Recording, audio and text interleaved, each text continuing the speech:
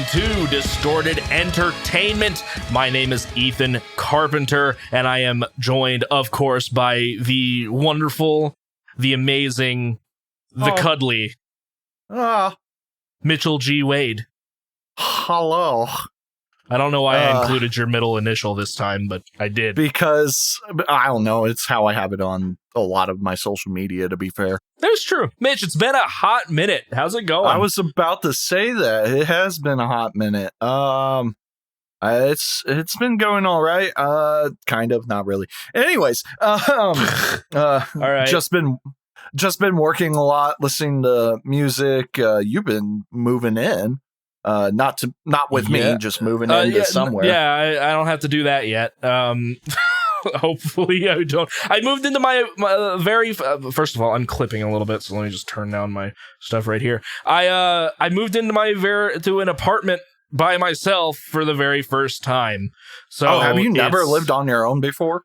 No, I've always lived with Jake, which is just my roommate for like 5 years. From State Farm?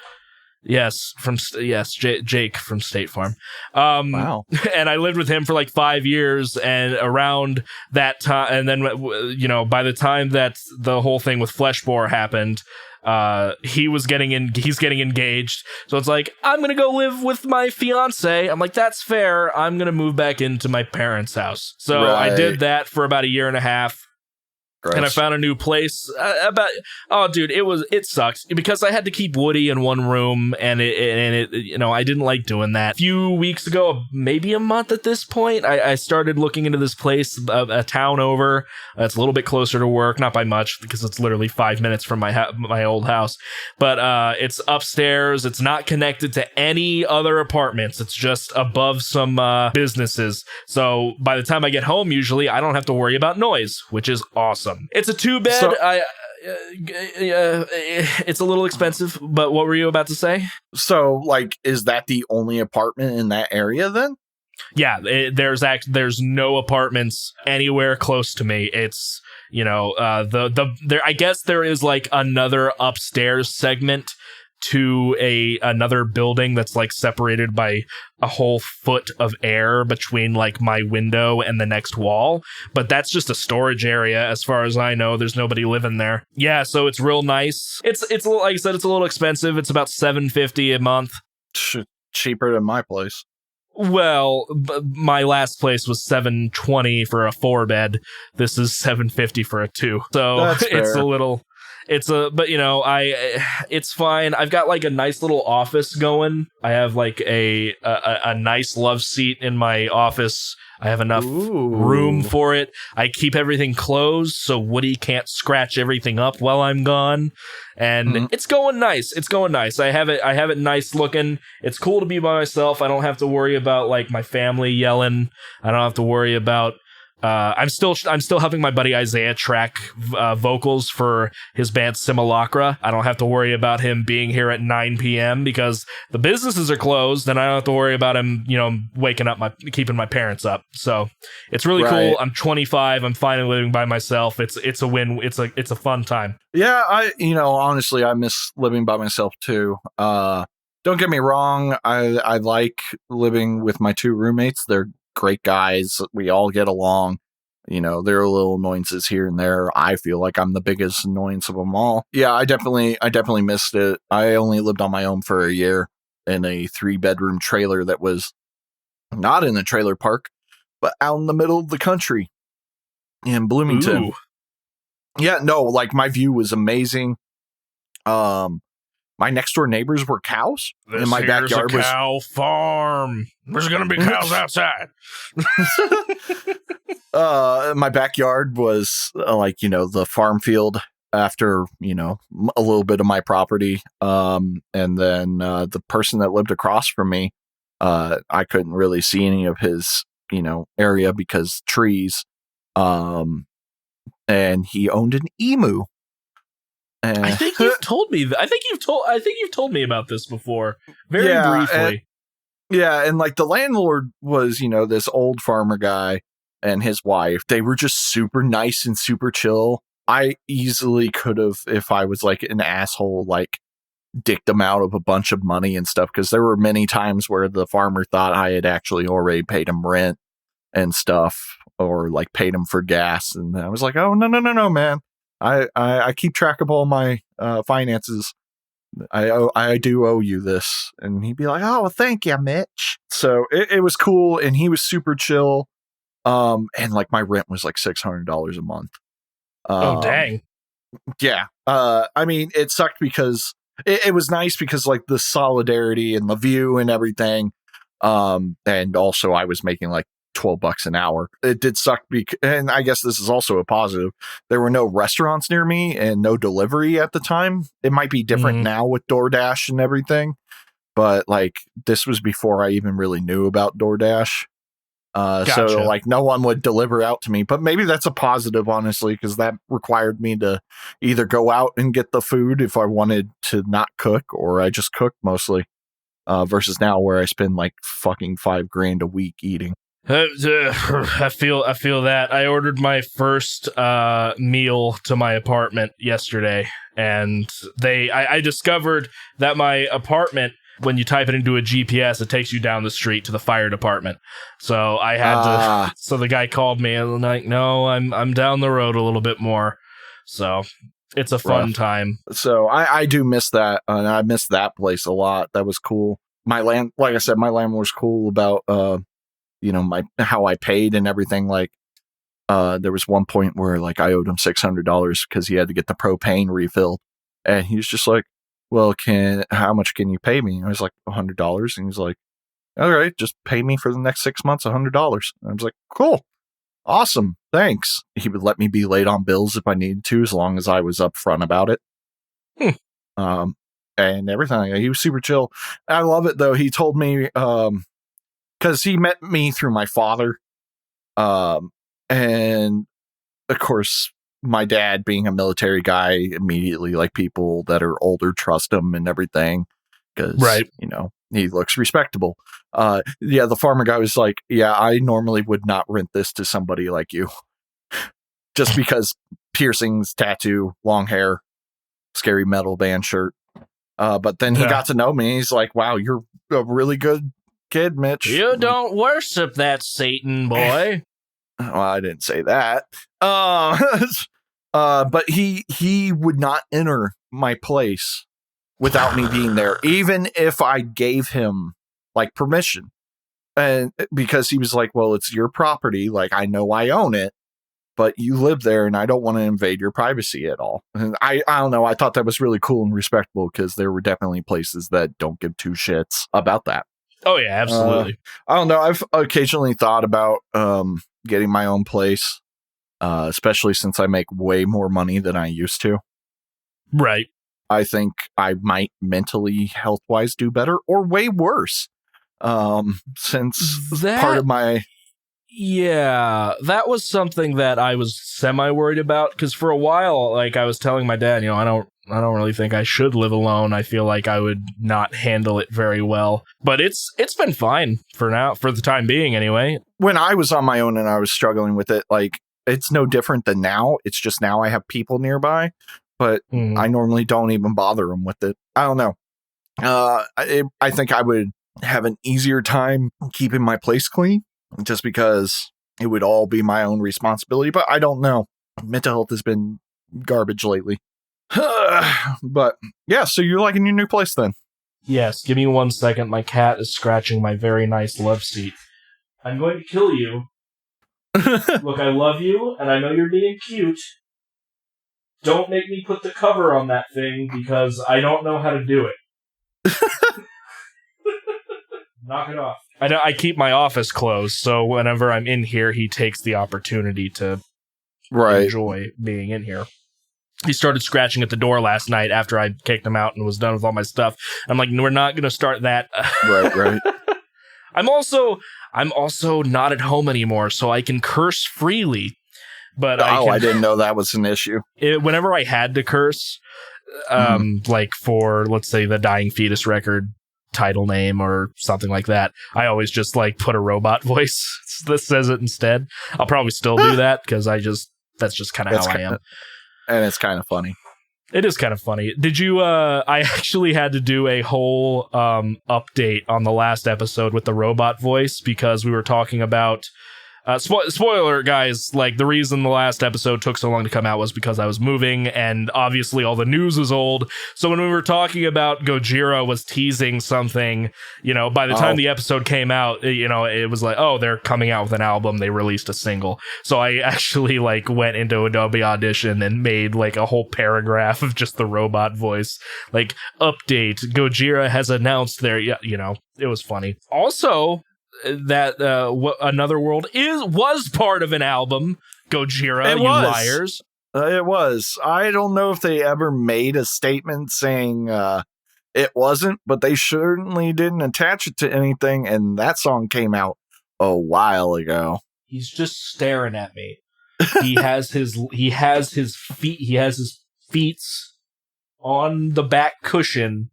And I'm like, I know your nails are long because I haven't trimmed them in so long and I feel bad, but it's really hard to clip your nails by myself. In other news, cat news, I have a kitten and his name is Succotash. I love him so much. As everyone should. And he is either the sweetest, cutest thing in the goddamn world. Apparently he cries when I go to work.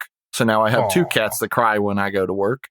And the whole point of getting the second cat was to prevent the one cat from crying when I go to work. He will, I'll be laying on my bed or something, and all of a sudden I hear him meow, and he comes running up to me and headbutts my face and starts rubbing his face all over mine and starts purring. Incredibly loud. Incredibly loud for such a tiny little thing. And he's great, but also he only has 2 modes, and that's cute and cuddly and murder. And 9 times out of 10, he's in murder mode because he's only 3 months old. Him and Sabbath are finally getting along, though Sabbath getting along is him not hissing at the immediate sight of him and occasionally actually cuddling with him. But then the kitten ruins it by biting Sabbath. Aw. So Sabbath's sick of that shit. But otherwise, yeah, it's pretty cute. It's pretty good. Everyone freaking loves this cat, and everyone would die for him. We will post pictures of Succotash on the Facebook page eventually. I'm pretty sure people have seen him. I've been getting new followers on Instagram, and I don't know how many people are actual people and how many are bots, and if any of them are people that are even coming from this podcast. Because random metal people add me all the time for some reason. I think that's just a metal thing, to be honest. It's hey, this band added you. All right, that's cool. I guess I'll check them out eventually. Follow for follow, and then once you follow them, they stop following you. Yeah, really. But yeah, so that's cool. I keep saying I'm going to get my life together, and well, I mean, dude, you got another pet. You're working full time. You're looking at going to get your master's. I'd say you've got your life sort of kind of on the way. I put the master's thing on hold. Oh wow. I had that mental breakdown and was like, nope, nope. It happens. I mean, Yeah, but otherwise, such as things aren't too bad. Fun fact, though, people, and this is just a tease, we might have a sponsor or partnership with a certain company. And guess what? It's not Raid Shadow Legends or Raycon. It's definitely, I would never accept a Raycon sponsorship because their headphones are garbage. They are garbage. They're about as garbage as Beats, from what I understand. Well, yeah, they're even more bass heavy. Look, if they come out with something that's supposed to be balanced and quote unquote prosumer, I might check it out. I'd be interested, at least in looking at it. But from there's a YouTuber I watch called Dank Pods, and I absolutely love his videos.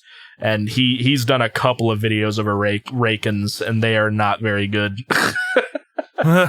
He also has a giant snake, and her name is Frank. Nice. Frank is cute. I have been coming up with some riffage ideas. I need to put them to paper. But I've been digging what I've been hearing in my head, and they're staying in my head, which means they're good. Nice. Let's put out a song, Mitch. Excuse me. You might guest star on it, maybe. All right. Maybe. Okay. Hey, now to be fair, I did get Tim Charles from Neapolipia Scaris to agree to do 2 songs. That's kind of monies. Cool. It is. He's going to be expensive for free as hell. I know you would, but you also don't play violin and have a really pretty voice at the same time. You don't think my voice is pretty? Did you not note that I said at the same time? Fair enough. See, you saved it.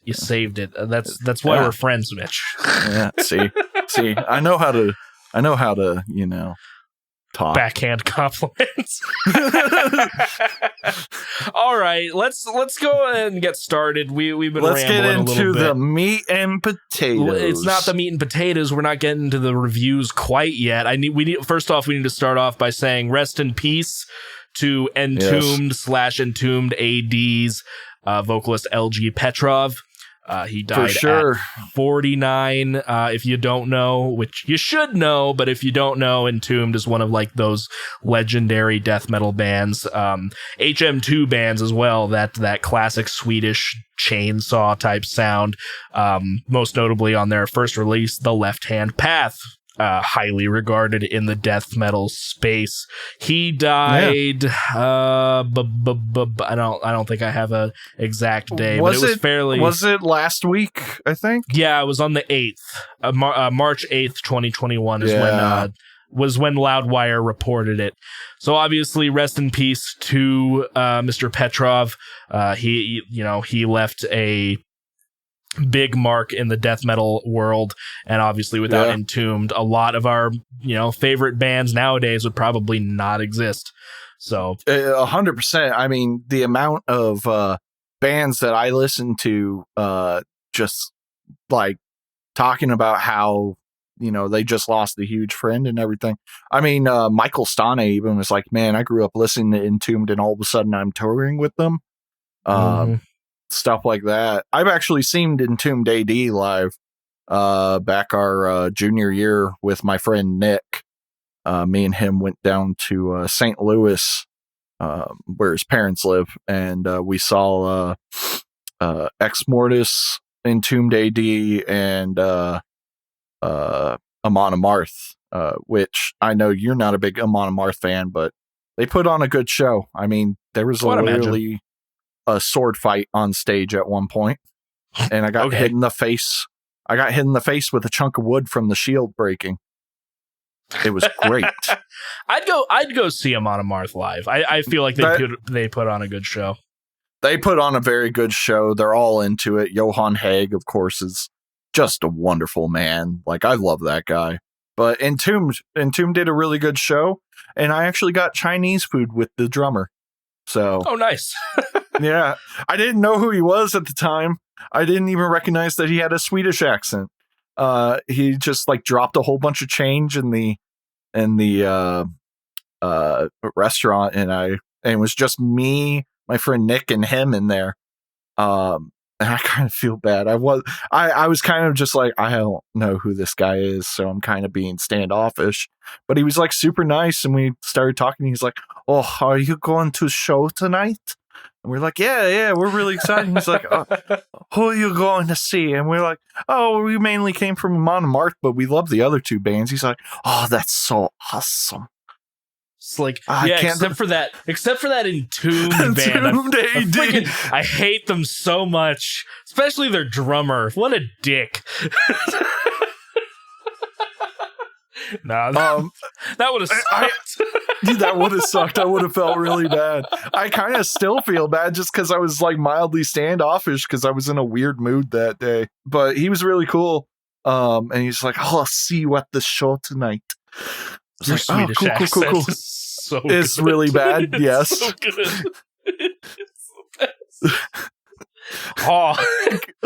Welcome. We go to show tonight. Oh, I can't wait to go to IKEA. All right, no, we gotta put a plug in that. But what's interesting about the drummer, not to like, diverge from the importance of, the lead singer dying, but at least on one of his hands, he only has like 3 fingers. Really? I didn't know that. It looks like he was born that way. And so I actually watched him drumming, and he had to change up his technique entirely to do that.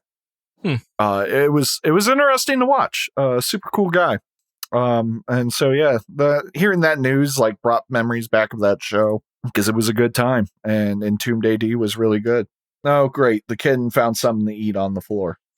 So yeah, rest in peace to Entombed's vocalist LG Petrov. It's a shame he died so early. Yeah, seriously. Moving on, a couple of just headline type stuff. I thought this was really interesting because I have no idea what it's going to sound like. George Corpse Grinder Fisher of Cannibal Corpse fame, he is the vocalist, is apparently guesting on an upcoming D. Snyder album. Yeah, that's just going to be really weird. So I guess the new record is called Leave a Scar. It's going to be coming out soon, but I'm very confused on where Cannibal Corpse's Corpse Grinder is going to be able to go on what I assume is just going to be a normal metal album.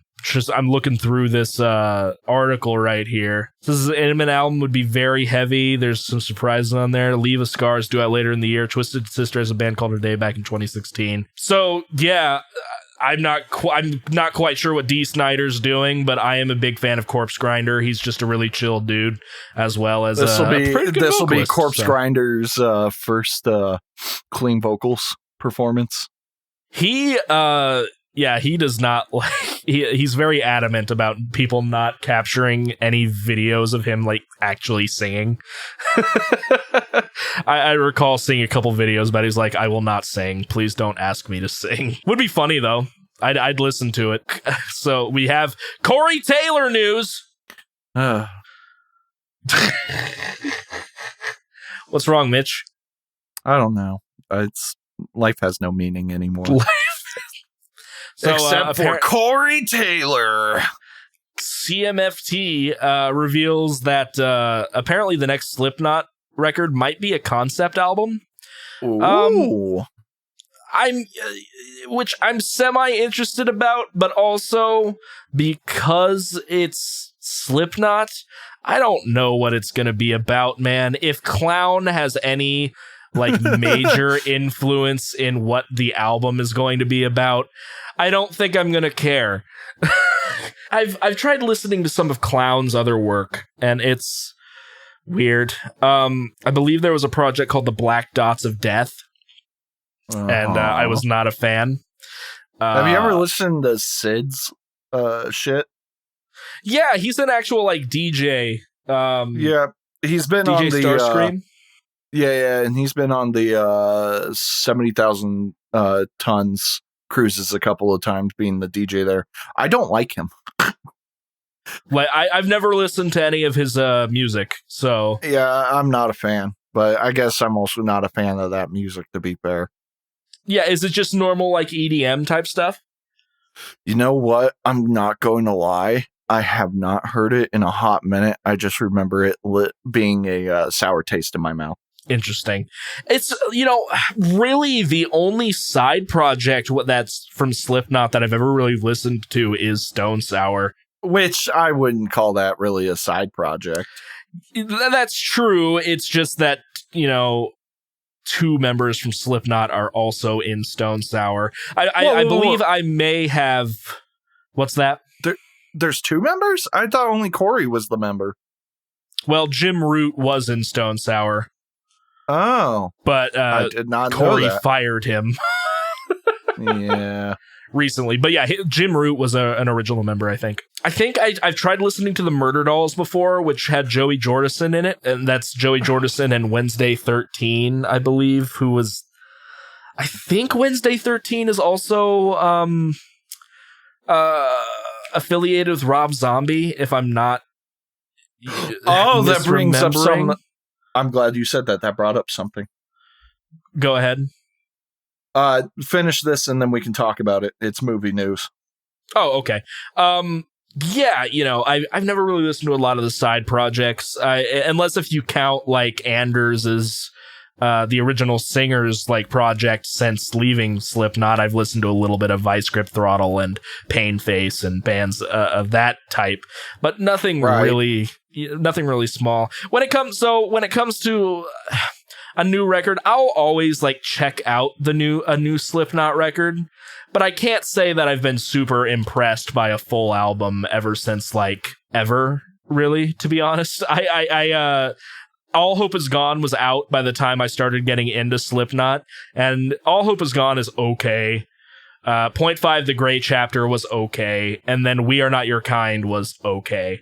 So, I don't think Slipknot's ever going to blow my mind again. That's fair. That is to say, though, the song Nero Forte does slap. That's probably one of the best songs they've put out in many, many years. But go ahead with your movie news. Well, I'll do some music news first, and then I can switch over to that. Yes, Succotash, I feel you on my leg. Ice Nurse John Schaefer has been moved from the Indiana's Marion County Jail. For people that don't know, he's originally from Indiana. I found that out today. He did find out today, and so that's a thing. Where do you get moved to? DC. Oh, yeah, that makes sense. Just want to make sure signing order the guitarists that appear in DC. Oh, I forgot that Indianapolis has the FBI. It never sounds kind of right. That we have FBI here in Indianapolis. That's fair. Yeah, it sounds like DC if I'm reading this, or not even reading this, skimming this really correctly. So, the idiot got moved. Who knew? You can tell I'm a huge fan. Iced Earth. I feel so bad for Iced Earth. Just because of him. I'm sure the rest of the band was like, it's like a local band's singer getting a whole bunch of abuse allegations plugged towards him, except not a felony, or any band that was at Warped Tour at some point. It's like, why are you ruining this for us? Anything. Look, guys, if you are in a band, national, local, whatever, don't do stupid things because it's going to ruin the reputation of everybody else within your band. It's not a good idea. Or get your band on board. Or just either don't do it or get everyone to do it. It's one of two ways. You can be the next Trapped. All right. You could be. Actually, isn't Trapped really only the lead singer being a jerk? Or are they all jerks? There was a rumor that they kicked him out, but apparently that was fake. So I don't know. Apparently it was fake. Yeah. I don't know. My other music news, which I'm super excited for. At the Gates frontman is super excited about band's diverse new album. They're talking about it still being, mellow death metal, but apparently they have evolved their sound, which I don't know what that exactly means for them, but I'm down. The horizon style. They're going to go pop metal. Let's go. Look, man, I don't have a lot of things left to like in this world. Please don't do that to me. Yeah, but what if they did it and it was real good? Well, then I'd probably fucking like it now, wouldn't I? That's fair. Yeah. Yeah, no, I'm excited for new At the Gates. I tried listening to one of their more recent records and I was a little underwhelmed, but I think I could get swept into the hype of one of those of a new album. I feel like you really should give the two newest albums a chance again because I'm obsessed with them because they're good. Though I sometimes, at least At War with Reality, which was their return after 20 fucking years, I really love that album. It is very well written. I do think it's a little too long. But then again, they had 20 years to come up with new material. Mm-hmm. So, maybe that's why it's longer. Yeah, but like, it's not going to beat Slaughter of the Soul, so what's the point? Wow. Wow. I'm sure everyone had that attitude about Blackwater Park and From Mars to Sirius, but like Ghost Reveries and L'Enfant Sauvage and The Way of All Flesh, like... I'm trying to think where I put From Mars to Sirius versus the other records, because they're all like perfect. So yeah, they really are. Like, I'm like, I don't know. That's one reason that like Magma was such like, it's not that Magma's bad, it's just like you listen to the other three and you're like, oh, dude. I listened to a song off of that record for the first time the other day, and it was like, wait, people said this album isn't heavy? I think it was the song Prayers. Like, prayer. Yeah. Or Pray. I was like, or Pray, yeah, my bad. I was like, this song's pretty heavy. I don't know what people were talking about. There are heavy songs on there, and there are a lot of way lighter songs. So the album in general has a less heavy feel. Like it. I get what they're saying. I don't think it's a negative thing though, because I do like most of the songs on Magma. But it definitely doesn't, give me the same vibes as the other three that I really like. Well, so I mean, pause for just a second, because I don't know how either of us didn't bring this up. Like, what was your opinion on Born for One Thing? They released a new single. Oh, like, yeah. Were we not even going to discuss this? Yeah, I totally forgot. I liked it. It's giving off Magma vibes. It's like, yeah, this is heavy. Yeah, this is good.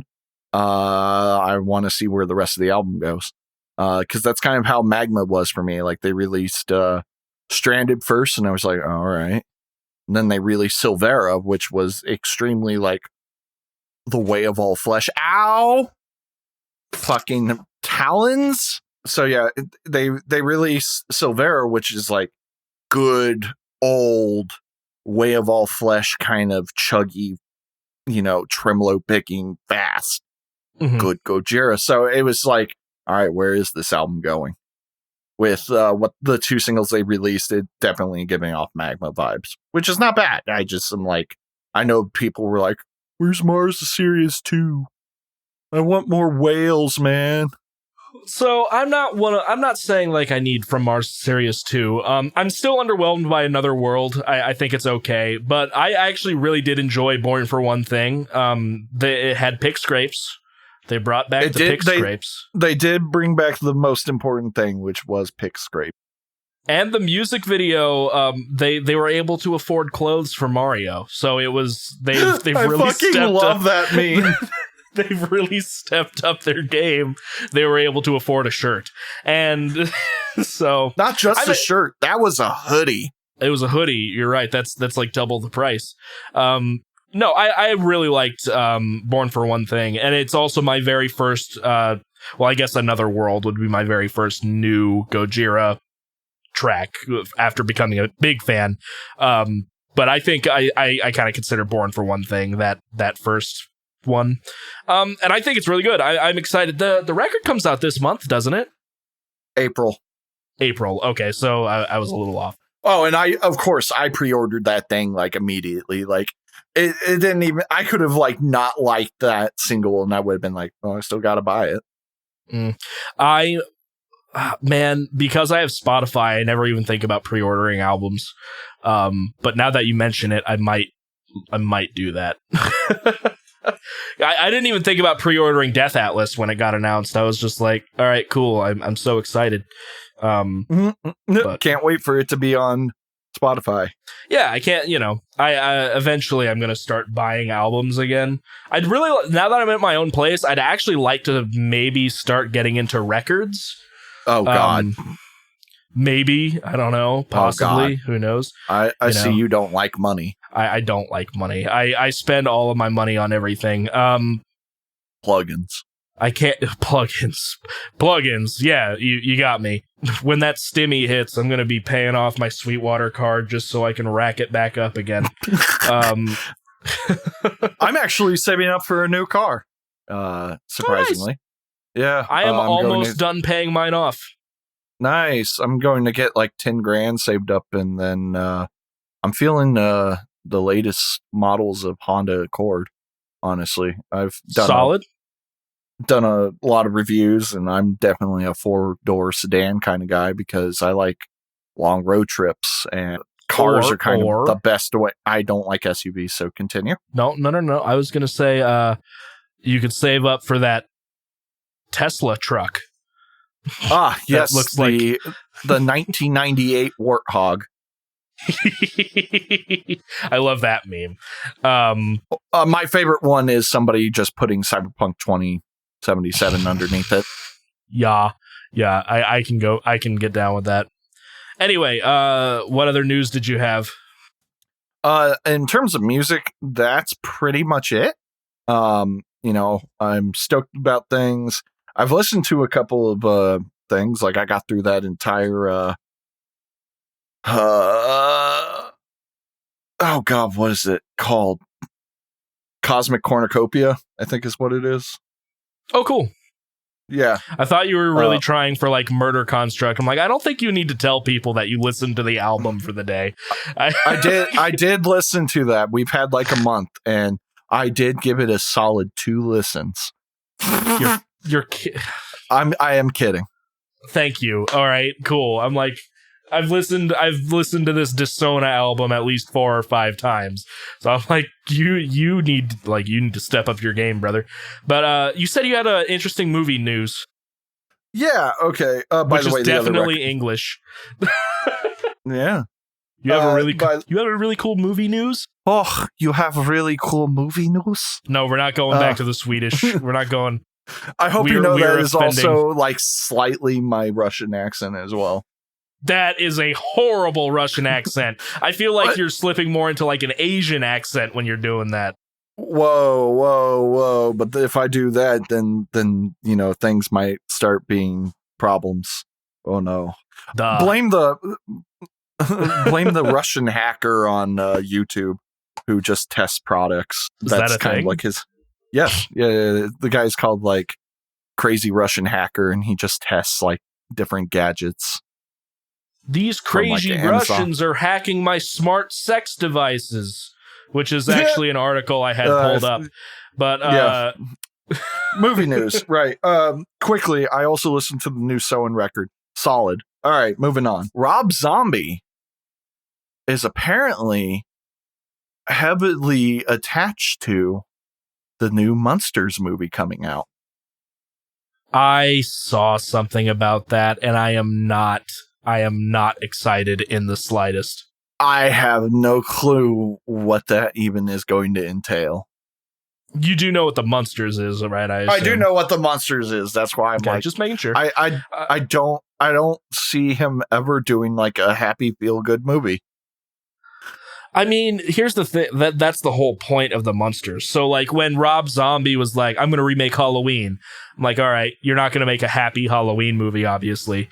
I'm making the murder clown movies. So, like, I don't know. Maybe it will be feel good. Maybe he's wanting to, like, change up his style a little bit. Either that, or we're going to, like, Sherry Moon Zombie's going to play the mom, isn't she? Sherry Moon Zombie's going to be in the movie, and she's going to be like the main female monster. Yeah. Yep. That's how it's going to be. Sherry Moon Zombie can't act. But, I mean, they didn't say he was directing it. They just said he's a part of it. Oh, maybe he's just doing the music. It might just be the music. Maybe he's like got some producer director. Maybe he's in it. I don't know why. Who knows? I could maybe see that. I don't know. I'm personally not a Rob Zombie movie fan. I've heard the Halloween remakes were good. The first one is decent. The second one is hot trash. I've heard that The Devil's Rejects is a good movie, but I didn't like it. It's the sequel to House of a Thousand Corpses, and I do not like House of a Thousand Corpses at all. Yeah, I absolutely hated that movie. Yeah, a buddy of mine was like, "This is a great movie, man. You gotta watch. You gotta watch it. Gotta watch it." I went over to his house. I watched him. Like, I feel my brain cells dying. Like, Yeah. I'm getting actively dumber watching this. Like I came in halfway at my friend's house, and I was like, "What the fuck is this garbage?" Dr. Satan. You know, not a fan. I also just don't like slasher films, to be fair, but still. I don't know if I'd call House of a Thousand Corpses a slasher movie. It's an exploitation film, kind of through and through.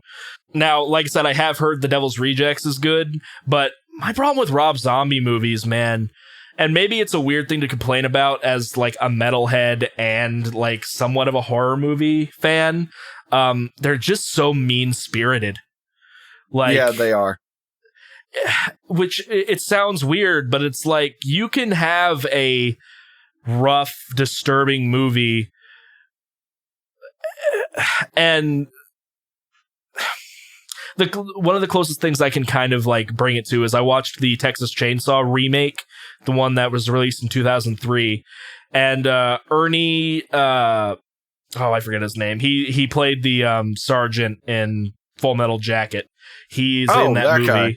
Yeah, he's in that movie as a sheriff, and it's just it's disturbing and it works, but it is so heavy and mean-spirited that I'm like, I can't see myself rewatching this movie.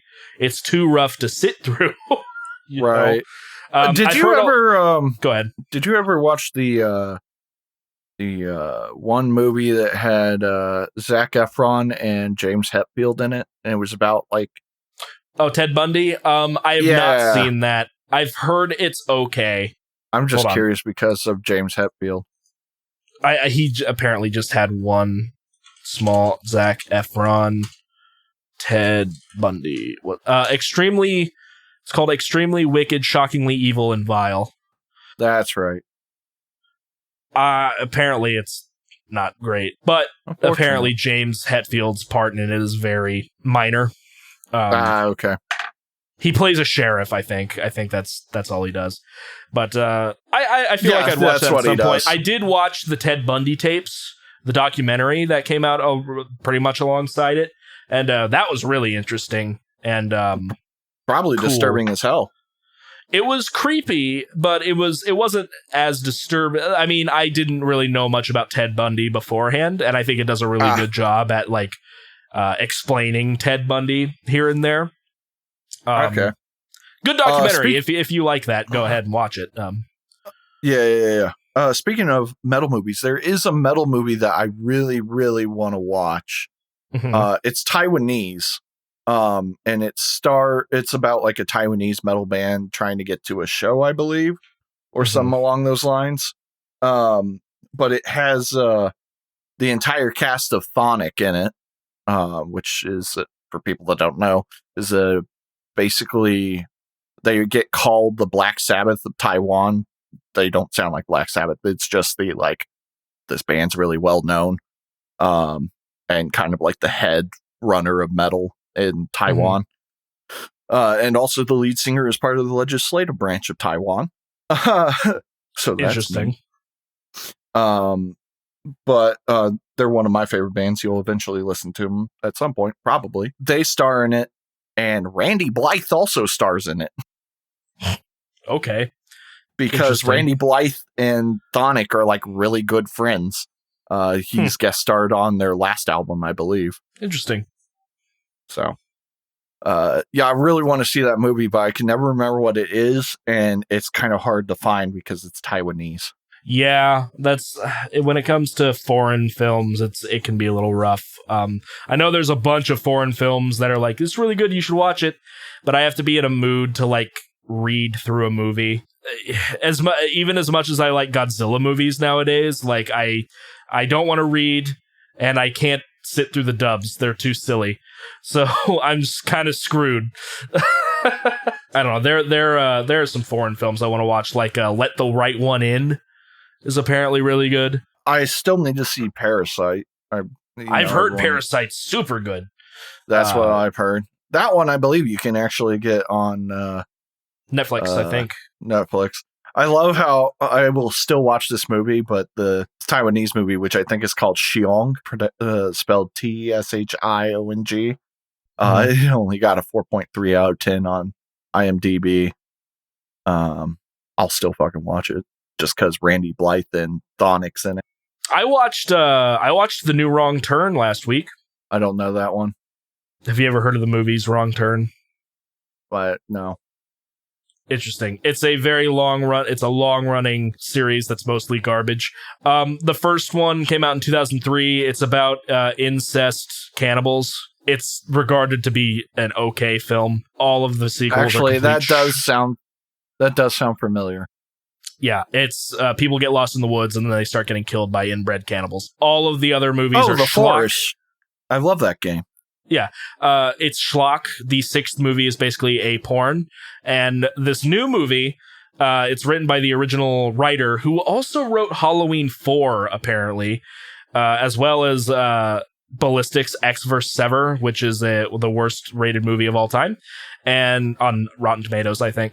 But I watched it, and it was really good. There were no inbred cannibals. It was a completely new take. It was basically just a remake in name only, and it's very good. I actually highly recommend it. If you're not a horror fan, it might still be interesting to you. It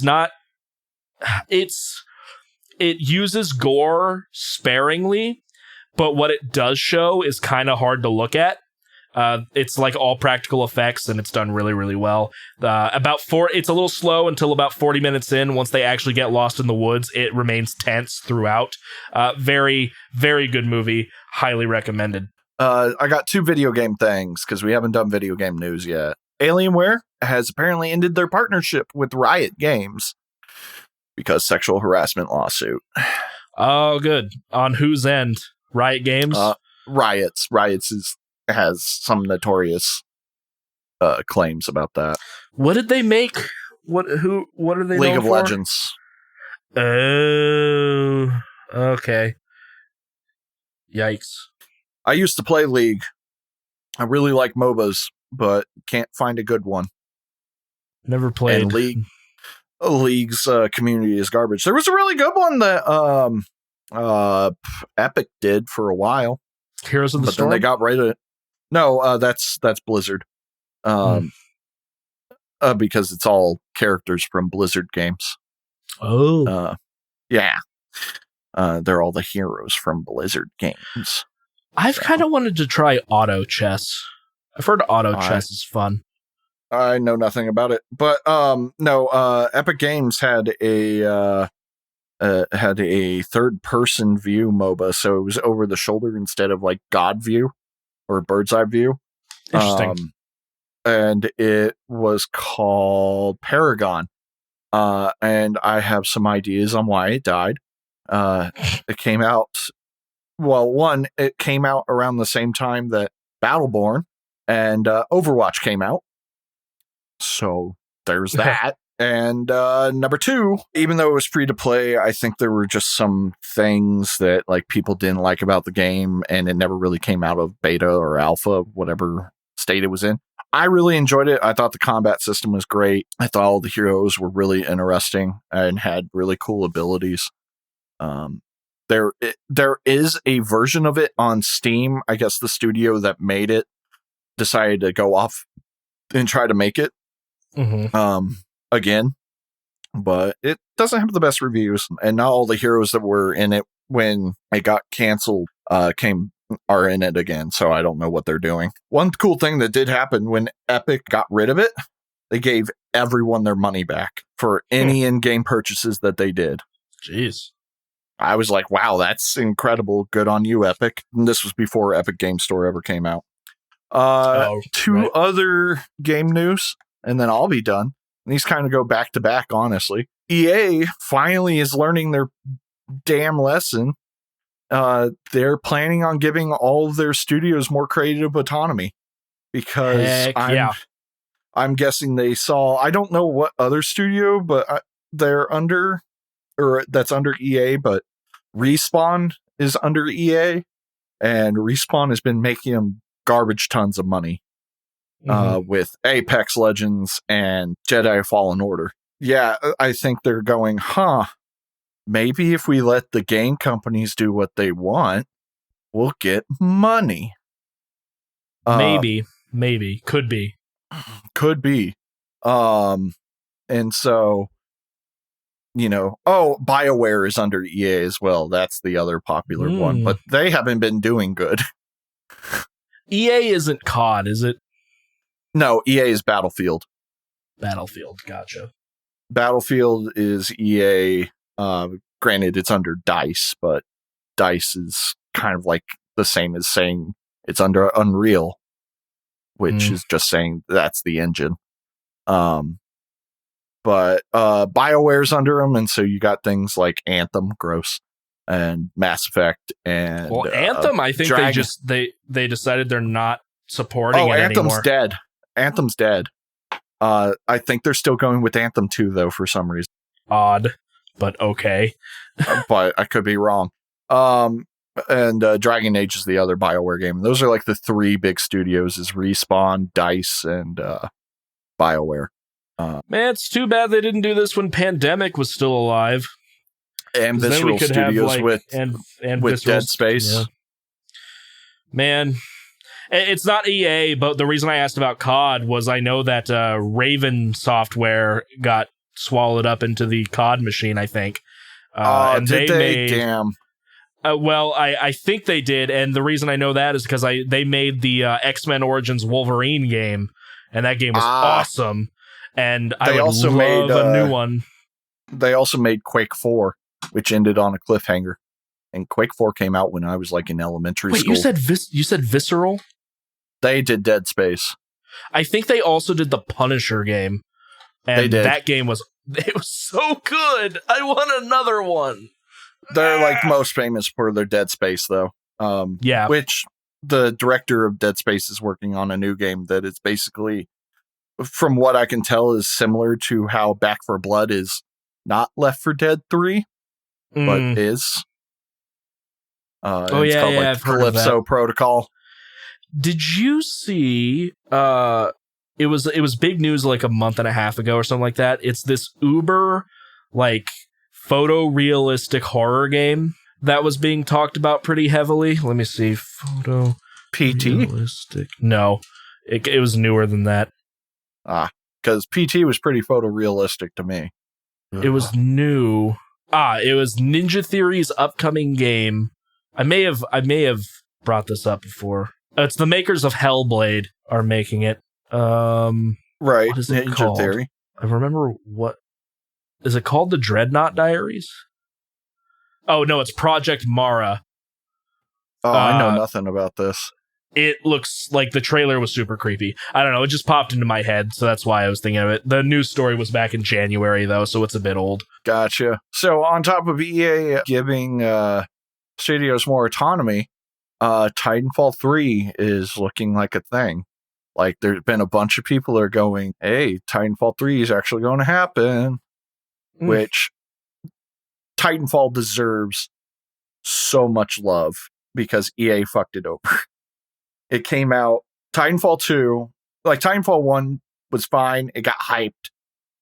It didn't deliver all what people wanted, but it was still, I think, a good multiplayer experience.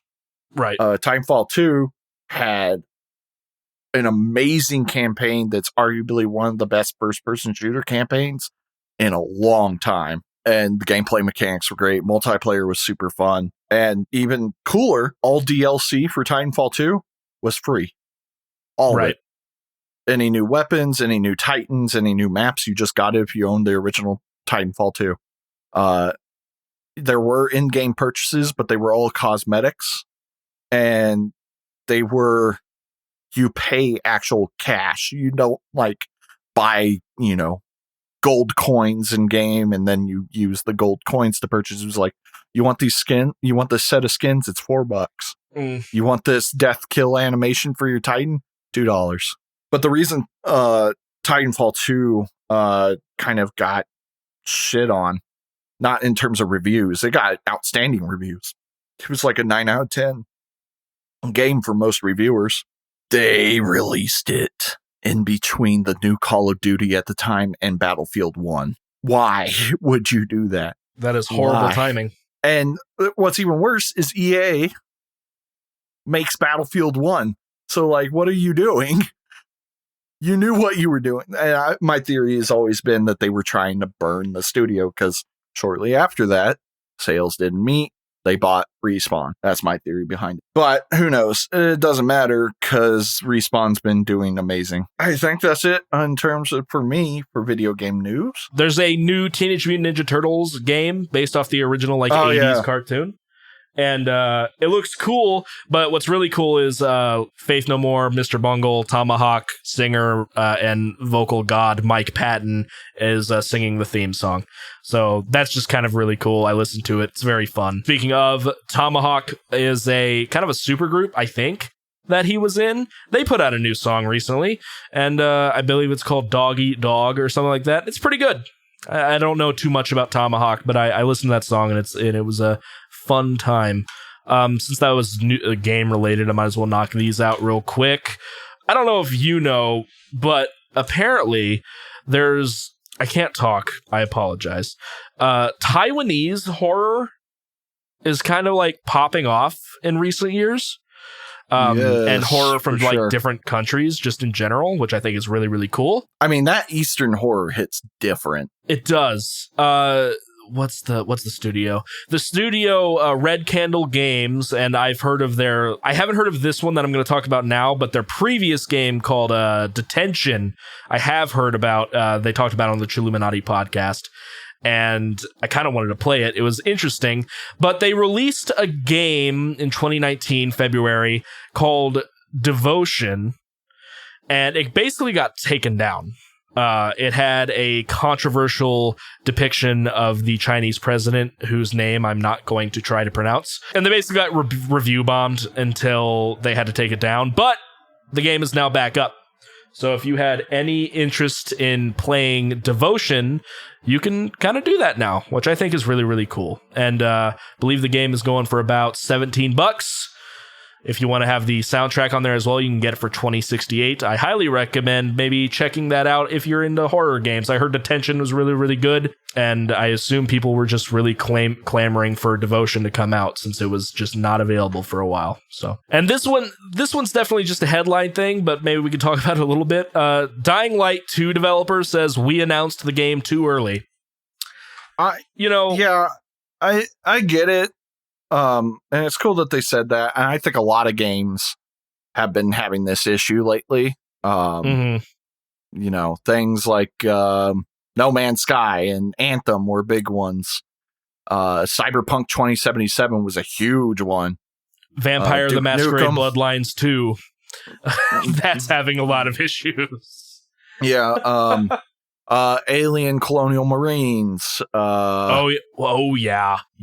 But that was supposed to come out on PS2. I did not know that. Yeah. And Metroid Prime 4, a bunch of things. It's like, it's cool to get people hyped up about things, but people suck at being patient.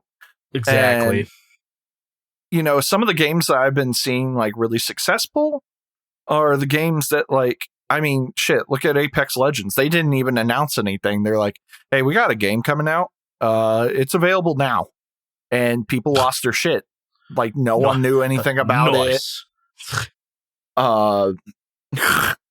Satan's going nuts. Well, take a look. It's been 4 years now since Elder Scrolls 6 was announced or something like that. And granted, they didn't give us anything. They were just like, hey, we're making the game. Yeah, we're working on it. And that's cool. And that's the same thing that Metroid Prime 4 did. They were like, here's a title screen. Ooh. They're not giving any gameplay. They're not even making any promises. And it's nice to know that your game is getting developed. But with the Metroid Prime 4, that shit hurts, man. I hate it so much. Recently on a Northern Lions stream, and maybe you'll know about this because I think you're more into From Software than I am, or at least maybe more knowledgeable. People have been freaking out about a game called Elden Ring. Yes. So you don't know this. Elden Ring is the next Souls game coming out. Or Soulsborne. I think people are freaking out way too much because it's been a year since announcement and they haven't said anything. Calm your shit, guys. Like, oh yeah, people are apparently just freaking out. Like, but I'm like over here, like, why aren't we showing anything? Do you know how long I've waited for anything on Metroid Prime 4? Calm your shit. Like, we'll get there. Though I think a lot of people are excited because George R.R. Martin is the one writing the story. Really? It's a collaboration between From Software and George R.R. Martin on a whole like universe that is its own. Okay, the trailer looks badass. Is it like tied in? Okay. Yeah, no, it's its own thing. As far as I know, one, I definitely don't think it's related to Game of Thrones. Obviously, two, I don't think it's related to any of the Souls games or Bloodborne or Sekiro. Yeah, I mean, it had a cool trailer. They got a lot of people hyped. It didn't show any gameplay or anything. It barely made any reference to like story. It kind of was just like somebody saying some things that like hinted at some story stuff, and it was pretty, and that was it. I get a feeling that the Elden Ring is similar to the ring to rule them all from Lord of the Rings, in which it's just a super powerful ring that everyone's seeking. How original. But, well, in this game, that ring gets broken and it like throws the world into chaos, at least from what I get from the trailer. Gotcha. Something like that, which is kind of how a lot of Bloodborne, Souls games, Sekiro kind of goes. Like, something gets messed with the natural world, or like something's falling apart, and then it's your job to fix it. Right. Like Dark Souls, it's all about rekindling the fire to bring about... Spoilers, my dude. Oh, wow. It's not like that's explained in the first 2 minutes. Eventually, I'm going to play Dark Souls, and it's going to be streamed, and I'm going to hate my life. You know, I think a lot of people, like, don't get me wrong, Dark Souls is hard, but I think this is what makes Dark Souls attractive. It's one of those games where once it clicks, it feels good. Like Sekiro was horrifyingly hard because in this game, your blocking mechanic is like a huge part of the gameplay. Like Bloodborne, you could go throughout the entire game without blocking. There's not even really anything to block with because you're secondary. You have to parry with a gun.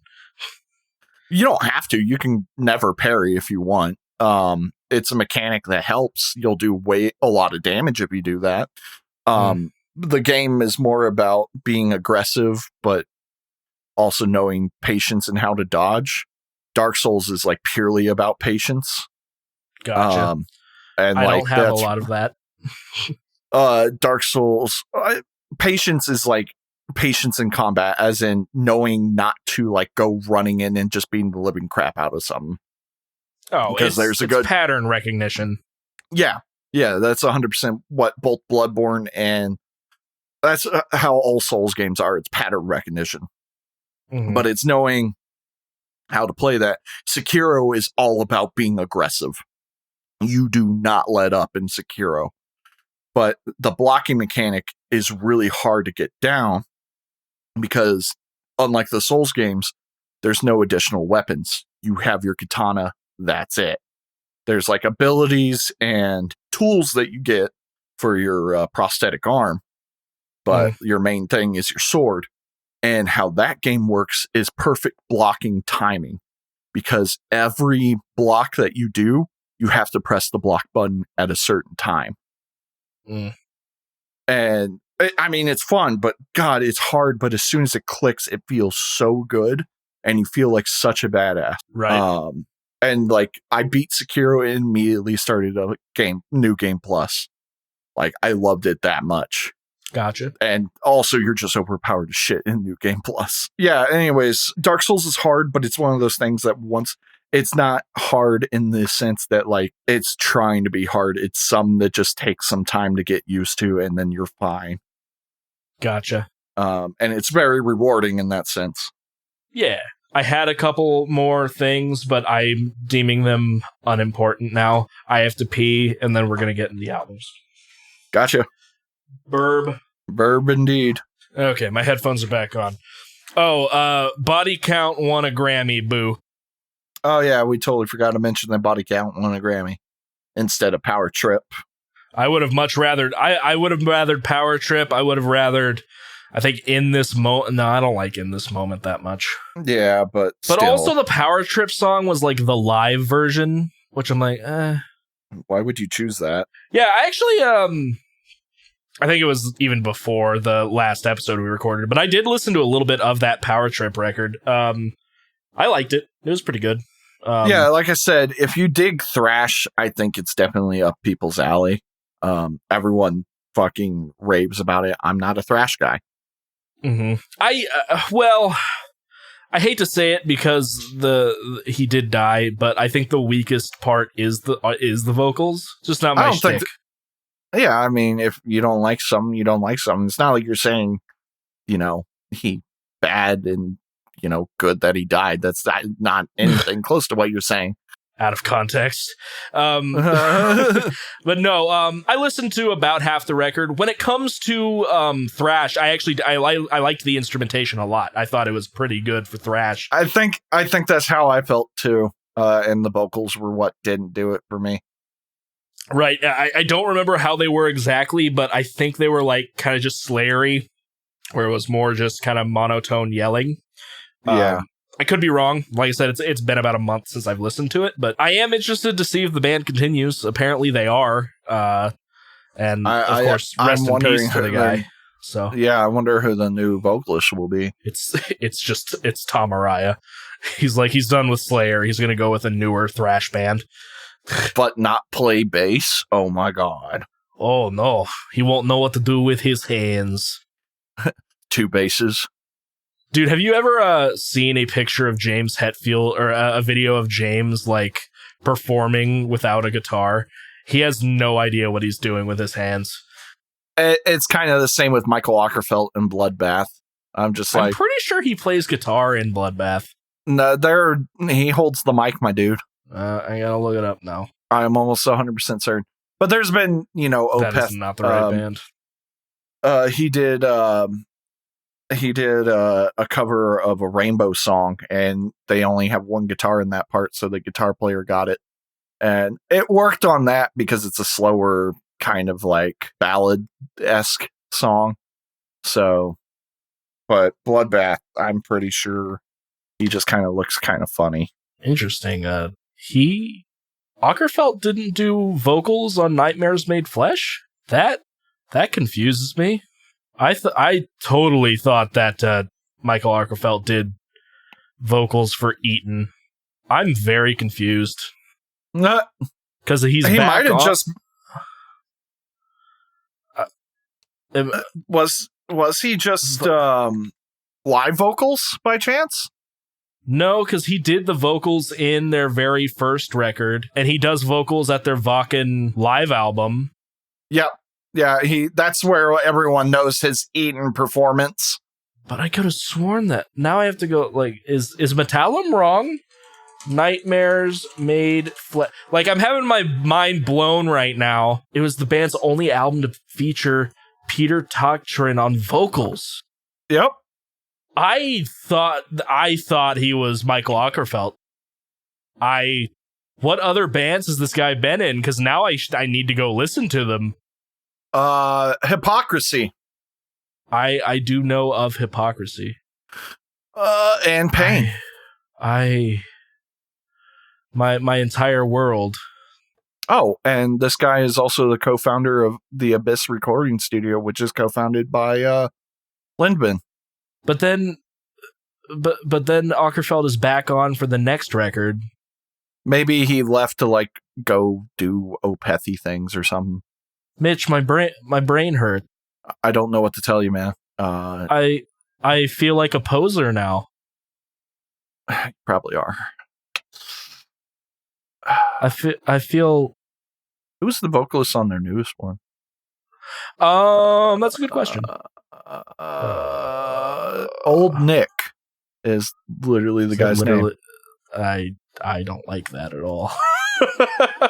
Old Nick. Old Nick. Oh, he's the vocalist from Paradise Lost. Oh, I've heard of them. They're pretty interesting if you like some gothic metal / doom metal. But that record, The Arrow of Satan is Drawn, is actually really, really good. A lot of people really liked it. I've never checked it out. I might. Maybe you will at some point without... Maybe I will. I'm just so confused. I could have sworn Michael was on Nightmares Made Flesh. My entire life is just dead now. I have to go post that I'm a poser on Facebook. Anyway, let's actually get into the meat and potatoes. He said it. Mitchell gave me a band out of... Oh, I thought it was just Chicago, but I guess they're from a few different places. New Lenox, Mokina. Is that all in Illinois? Anyway, I'm just going to say they're from Chicago, Illinois. They're a progressive metal band known as Dissona. They were originally known as The Vision from 2005 to 2009, but they are now known as Dissona. They have 3 albums. He gave me their most recent, released in 2016, called Paleopneumatic. It is a 10-song album lasting about an hour and 1 minute. Paleopneumatic is a weird album. Yeah. It's very strange. It has I gave you a warning when you did. I was like, this might be a lot. It is the same feeling I get with showing people Devin Townsend and not just a single song by Devin Townsend. Because there's a lot to digest. I will say I did not get near as much enjoyment out of this as I do a Devin Townsend record. However, my very first time listening through, I was just bombarded with so many like genre changes in the middle of songs. I was listening to it at work, and one of my coworkers walked in. It was like, "Are you okay?" Because I actually said out loud, "Mitch, what is this?" I was like, "What am I listening to?" I tried to figure out a good way to describe this band. I mean, prog is the best way, but I'm like, this is like this. I don't know if all of their albums are like this, but this for me. I was like, this is Knights of the Round Table Camelot metal. It's so weird, and I only say that because they have many different breaks that sounds like it belongs in like a Camelot movie. Just the way that the instrumentation, or maybe it's the key, or just the way it's going. It has this like regal feel with the vocals at times. And by the way, Mitch, you can never complain to me about power metal being hammy after giving me this record. You cannot do it. You can't do it. Oh, dude. Where is my control? Yeah, I never complain about hammy. I don't remember complaining about hammy. You're like, I can't have an album full of ham. It's bad for your heart. Like, this album has some ham, That does sound like me. This is some ham, dude. I have a couple of notes about the record. Ultimately, my first few times listening through, I was just like, what is this? I struggled. And there were always like something else that popped in my head. I was like, I don't consider this an album of like songs. I kind of consider this an album of like moments. Because each song, it's interesting. I do have like an explanation. Because every song, for example, the opening, this is a track called Another Sky. It's about 9 minutes long or so. It has a couple of different movements, much like, movements may not be the best word, but segments, kind of like Ne Obliviscaris, where it's like sections feel like it should be a different song. One of my favorite moments in the record is actually in this song. It's about 3:10. It's right before the transition into the more electronic feel, with the last word before the transition being, underground. I really love that part. That is that verse. That whole verse before the transition, it makes me feel like super like powerful, and makes me want to like flex. I'm like, this is awesome. But then you get into some more electronic sounding music, all the way up to an EDM dubstep breakdown with harsh vocals. I'm like, I don't like this. But I liked the thing before. I just don't like this section. And then when it goes to another one, I'm like, all right, this isn't bad. That's kind of like what I'm feeling. Like, I don't have a single... So I don't think there's a single song that I actually like all the way through, but there are definitely moments here and there that I do enjoy a lot. Another one being, I like basically the first half of Totality a lot. The intro is a really interesting mood setter, mostly with sound effects until the music actually kicks in. And then my favorite part of the song is I have it written down. The transition is at 3:33 to be exact. It has another one of those Knights of the Round Table sounding segment with the clean singing that I enjoy a lot. It's just, this album is so weird. It's so strange. Like, when I'm thinking of like weird albums that I could give you, I'm thinking of like Primus or Mr. Bungle or things like that. This makes those look like straight up like load and reload simple when it comes to music. I'm like, this is just an odd sensation. I have no idea how to feel about it at any given time. They're all talented. The music writing is good for what it is, but I feel like they went into the studio and whoever was like producing the album never said no. They're like, why don't we do this? Sure. Why not? Let's do it. I can mix it. Whatever. Yeah, go ahead. I don't care. I'm still getting my money.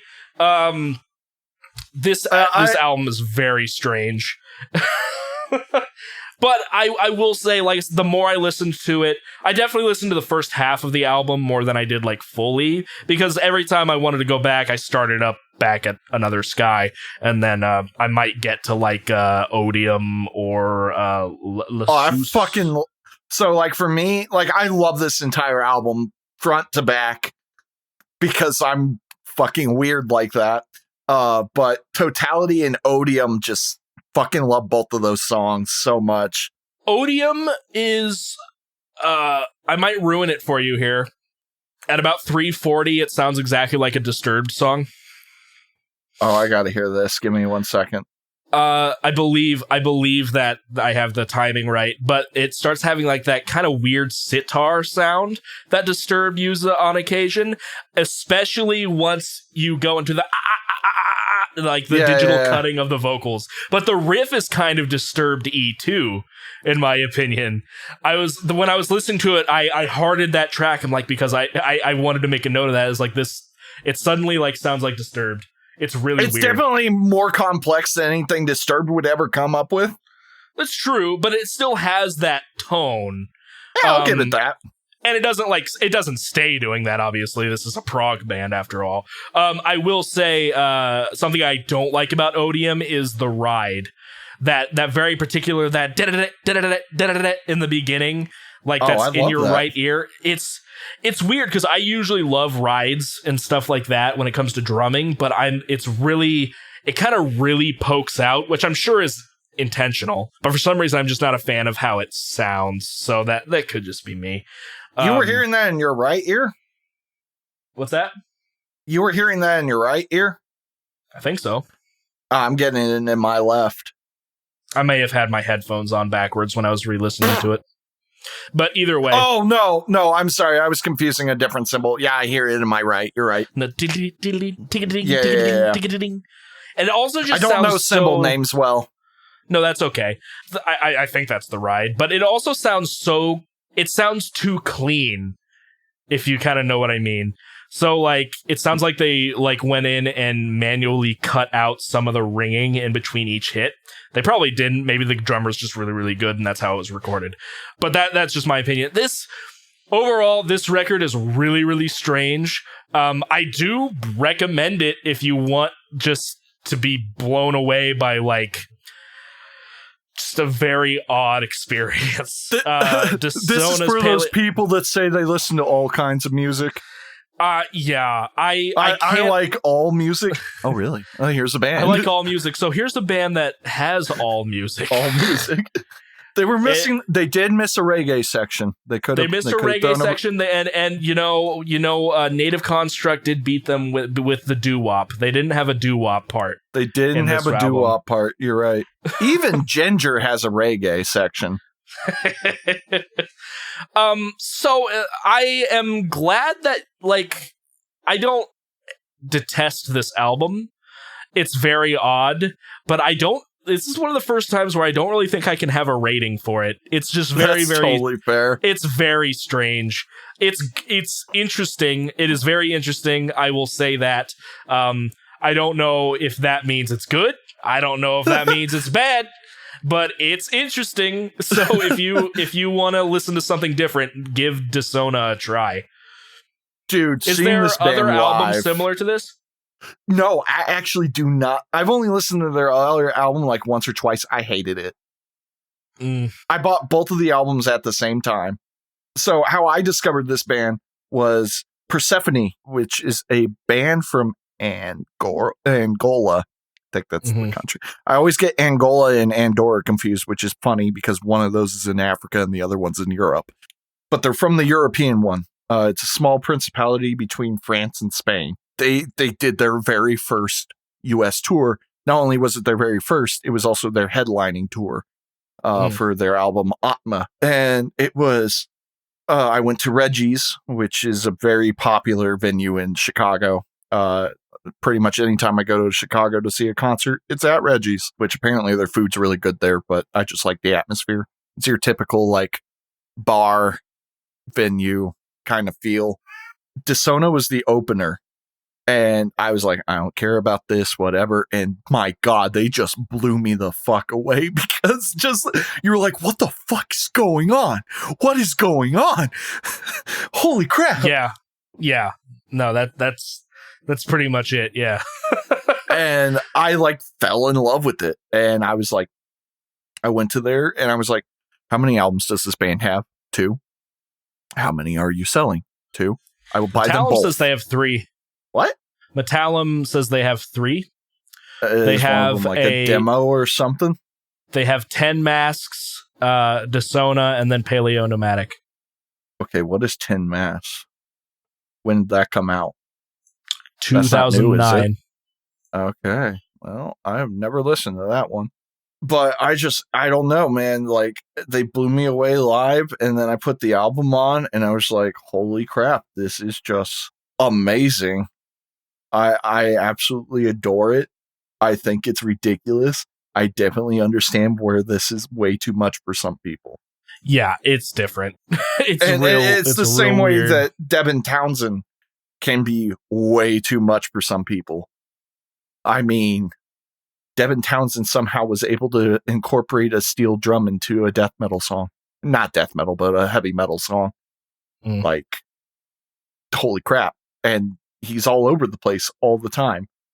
He's really good at it, though. This band, there are certain things that I'm sure, like, it's been a hot minute since I've listened to this album. I listened to it a lot back in like 2019. I like randomly put it on and I was like, holy crap, this is really good. There's like a couple of bands that I've like gone to concerts. I bought their album. I'll totally forget about them. And then I go and listen to this album and I'm like, holy crap, this is amazing. But yeah, I don't know. I like the all over the placeness. I like, cause even though it's all over the place, to me, it doesn't feel totally disjointed. There are certain things that I'm like, okay, this kind of feels out of place. But like a lot of the transitions I think are pretty damn smooth, personally. Sure. For some songs I thought they were kind of disjointed, but I don't have anything like in particular. Maybe the Another Sky in between some of the different segments, but it's not that it was super. I guess you're right. None of the transitions were too strange, yes, but not disjointed. Yeah, not disjointed. It was just weird more than anything.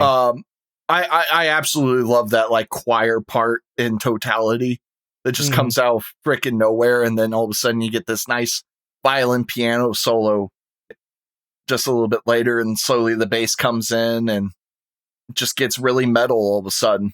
Oh, so good. I'm almost convinced that this is a song about plants.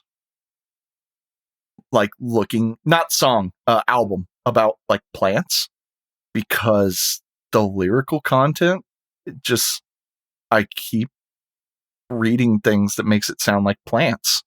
It could be about plants. It could be about plants, like crawling from the choking ground, sentience trapped in stone rises, grown within the ground we stand, blindly feeding off the land. We are rooted deep within a new reality. Burning light is quick to fade, for our world has been unmade. There is nowhere left to grow outside of our dreams. I think there's another song that like also just like everything in it just kind of reminds me of plants being like growing and moving around and like spreading their. But yeah, I mean, I'm glad that you at least found it interesting. It would have been really hard to. I would have been like really surprised to be like, this album was boring as shit, dude. I cannot say that it's boring. I just wasn't sure if I for the first few listens, I'm like, I can't tell if I hate this or not. Yeah. And I do not think I hate it. It's just very odd. Yeah. Would you re-listen to it again? Or anything new that they came out with? I might check out something new. I don't see myself listening to at least the full album. Yeah, no, honestly, I don't think I'd be listening to this record again. Maybe another Sky and a couple of moments here and there, but definitely not the whole thing. That's fair. Yeah, sorry. No, I don't care. I knew what I was getting you into. And what's even better is you've had a month to digest this thing. Yeah, and I'm still confused. It's very strange. It was interesting. I was entertained by it at the very least. So I love that. Are you okay? Yeah, is you all right? It was like, what am I listening to? Oh, that's beautiful. All right. Well, you can't give it a rating. I give it a 9 out of 10 if you want something fucking weird.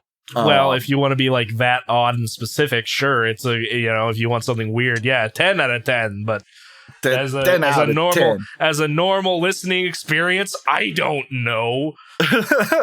Yeah, go check it out for yourself, guys. It's different. It will be very overwhelming though if you're not used to this. And I listen to prog on a regular basis, and I still was not ready. I was given a band. Surprise, surprise. One of these days, I'm not going to give you. It's like, listen to this 8-hour album of like fan noise. Let me know what you think. Oh, hi, Succotash. Oh, you're not being murdery. That's nice. Woody was getting the zoomies earlier. I had to glare at him and he ran away. So I was given Murder Contruct results. Now I listened to the Redux version. Hilarious. Today I was re-listening to it right before we recorded. Yes, I listened to this more than twice. No one needs to freak out on me. I listened to it for the first time today. Infinite Annihilator. Hey, at least I really liked it. You did. I was listening to it today, and it had been a little bit since I re-listened to it.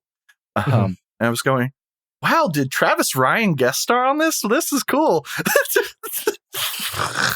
And then I had to look it up. I was like, oh, that's just Travis Ryan the entire time. Got it. Yeah, this is a super group. I forgot this was a super group. When I introduced it to you, I was like, it's a Travis Ryan-led super group. And at one other point, I was like, wait, is his name Travis Ryan or is it Travis Scott? It's not Travis Scott. Yeah. Guy who sang Sicko World? Yeah, it's not Travis Scott. So, yeah, I was giving Results Redux. It is very grindy. Not the most grindy, but it's pretty grindy. And by that, I don't mean in terms of like its sound, though it is, and its sound as well. Almost all the songs are less than 3 minutes. Almost. There's 2 6-minute songs. One of them's not even a damn song. Yeah, the one that's actually called Murder Contruct. That's why I told you don't have to worry about that one. Oh, good. That's not even that's not on the original record. Oh, okay. Well, good, because guess what? About halfway through, I just was like, nope. Yep. When I first listened to it, I was like, is there anything to this track? And no. There's like instrumentation kind of going on, but so in that case, ignoring that, which is great, because my main thing was the last song on the album was that Resultatus. I'm sorry. Resultados. Yeah, thank you. I'm even wearing my glasses, but my laptop screen is farther away than my main monitor. All right. Actually, I probably could be a smart boy and put my notes on the main screen. Wow, you can read those. Who knew? Jesus Christ. Everybody, we're professional. Anyways, yeah, I was going to say that should have been the final track on the album. Now knowing that Murder Contruct is not actually supposed to be on there, perfect. Yeah, because the last song is Resultados, which ends beautifully. I was really like, oh, wow, is this actually from the same record? How did I feel about this record? It's not prog. So, there's some... It's certainly not taken off. There's some points taken off there. No! Succotash is attacking me. Oh, God. Succotash wants to know what your answer is, too. Yeah, apparently so. I'm going to try to pick him up so he stops murdering my leg. Did you, because it was optional, did you look at their first EP? No, I just listened to the album. That's fine. Both of them together were only like 40 minutes of material, so that's why I said it was optional.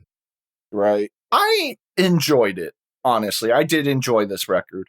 It's not my favorite thing you've given to me. That still goes to Cattle Decap. If an Annihilator's pretty up there, and of course, our rapper boy, Aesop Rock. Yee. Which I still have not given you a non-metal album. I'm not like head over heels about this album. It's one of those things that, like, if I heard it in the background, I wouldn't change it. And if somebody was like, hey, I want to play Results by Murder Contruct, that cool, I'd be like, yeah, man, that record's pretty lit, fam. But it's not something I see myself buying anytime soon. It's not something that I'm like craving another listen.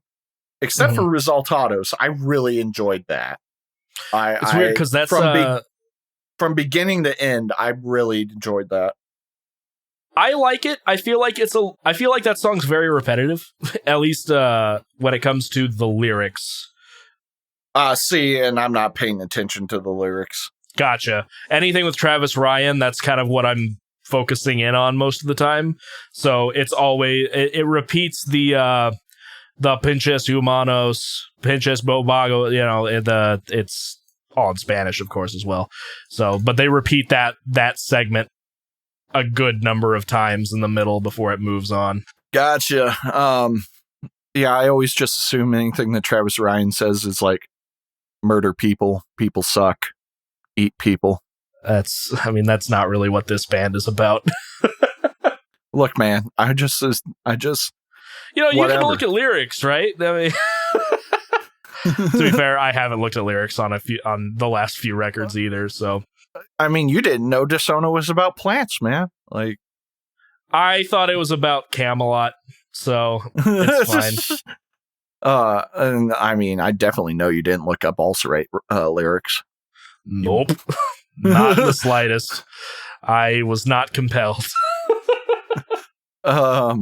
But yeah, I mean, I've never been big on grindcore because I just feel like you can't do much in 2 minutes when it comes to music. Not saying you can't, like you totally can. It just, I'm listening to these songs. Now, some of them I will say carry over to the next one. So that kind of helps in that sense. I don't really have any complaints.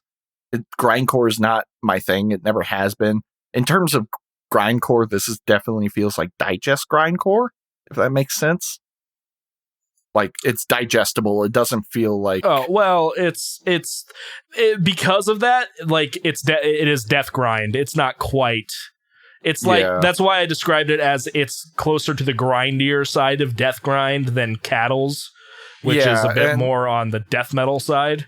Like, you still get those, like, crazy, like, speed is everything kind of areas, but it's intelligible from what I can tell. Meaning I actually kind of understand what's going on. Right. Versus like Napalm Death's 2-second song. I almost said 7 seconds. You suffer, but why? Yeah. Which Opeth does an amazing cover of that live. Yeah. I was actually surprised. I saw a studio, or not a studio video, but an interview with Barney, who is the current vocalist for Napalm Death. He's not the original. He wasn't on Scum, which is what that record was on. And he was talking to like this British radio star. He's like, how do you do those sounds? And he literally screams, "You suffer, but why?" like really, really, really fast. And I never thought that they actually said anything in that song because on the track you can't tell. Right. But I guess live, he does actually say, "You suffer, but why?" just like really fast. It's a very funny video. No, I get what you mean. The production is there for Murder Construct, definitely. Especially with the Redux. Yes, the Redux helped a lot. Yeah. I'm glad you liked it. I think it's worth checking out. I would give it like a 6 or a 7. Like, it didn't blow me away, but it's good. It's a good record, and you get a little bit more Travis Ryan. I'm actually kind of surprised they haven't done anything else. There was nobody really knows that, like, I guess just due to scheduling conflicts, they haven't really been doing anything. People have asked Travis if that's something that they're looking to bring back, and he says, "Nah, probably not." I'm like, oh, that's a bummer.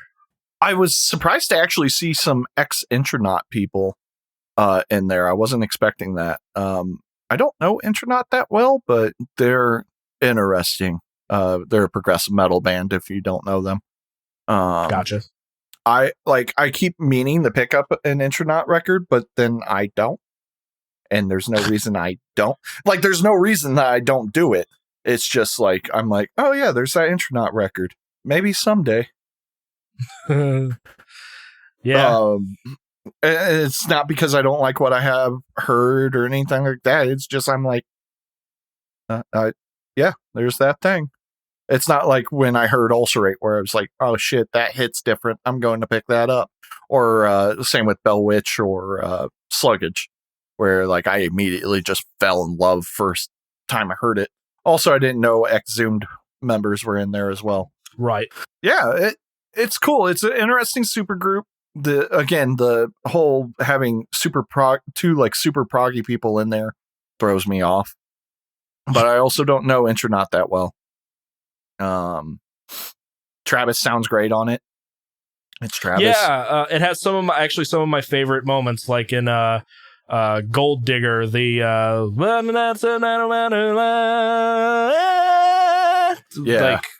like that's one of my favorites. Also Red All Over, you know,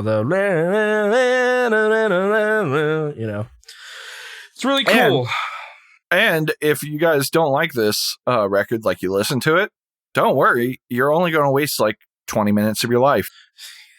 29 minutes, 10 seconds. There you go.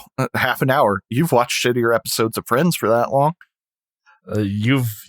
Every episode of Friends, really. Like, if I had to compare Murder Construct's results versus any episode of Friends, I'll take the Murder Construct. So, but you heard it from me, folks. I like the Death Grind album.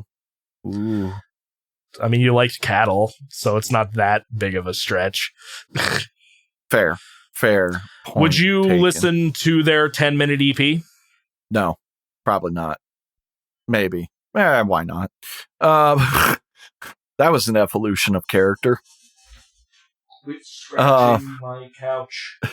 Do what you want, Woody. It's your life. Yeah, I'm glad you didn't hate it. I I might. listen to their 10-minute EP. I'm worried about, how it actually sounds. But you never know. It's a little rougher, but it's not that much. It's not that much worse. Yeah, I don't have many notes. I really liked the last song a lot. There wasn't any song that immediately stood out to me. I think that's probably my biggest complaint is while there was definitely some good songs on there, that nothing like completely stood out for me at all. They all kind of, it's like good, but I'm like, like it definitely would blend into the background for me for sure. Right. Which I think is why I'm like, I'm probably not going to pick this up.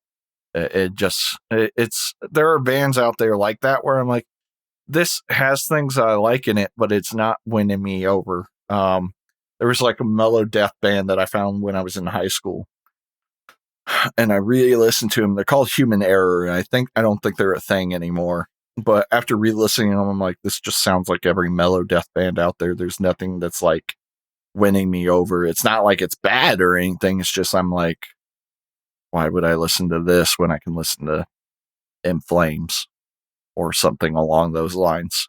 Would you say that this is the grindiest project you've listened to and not hated?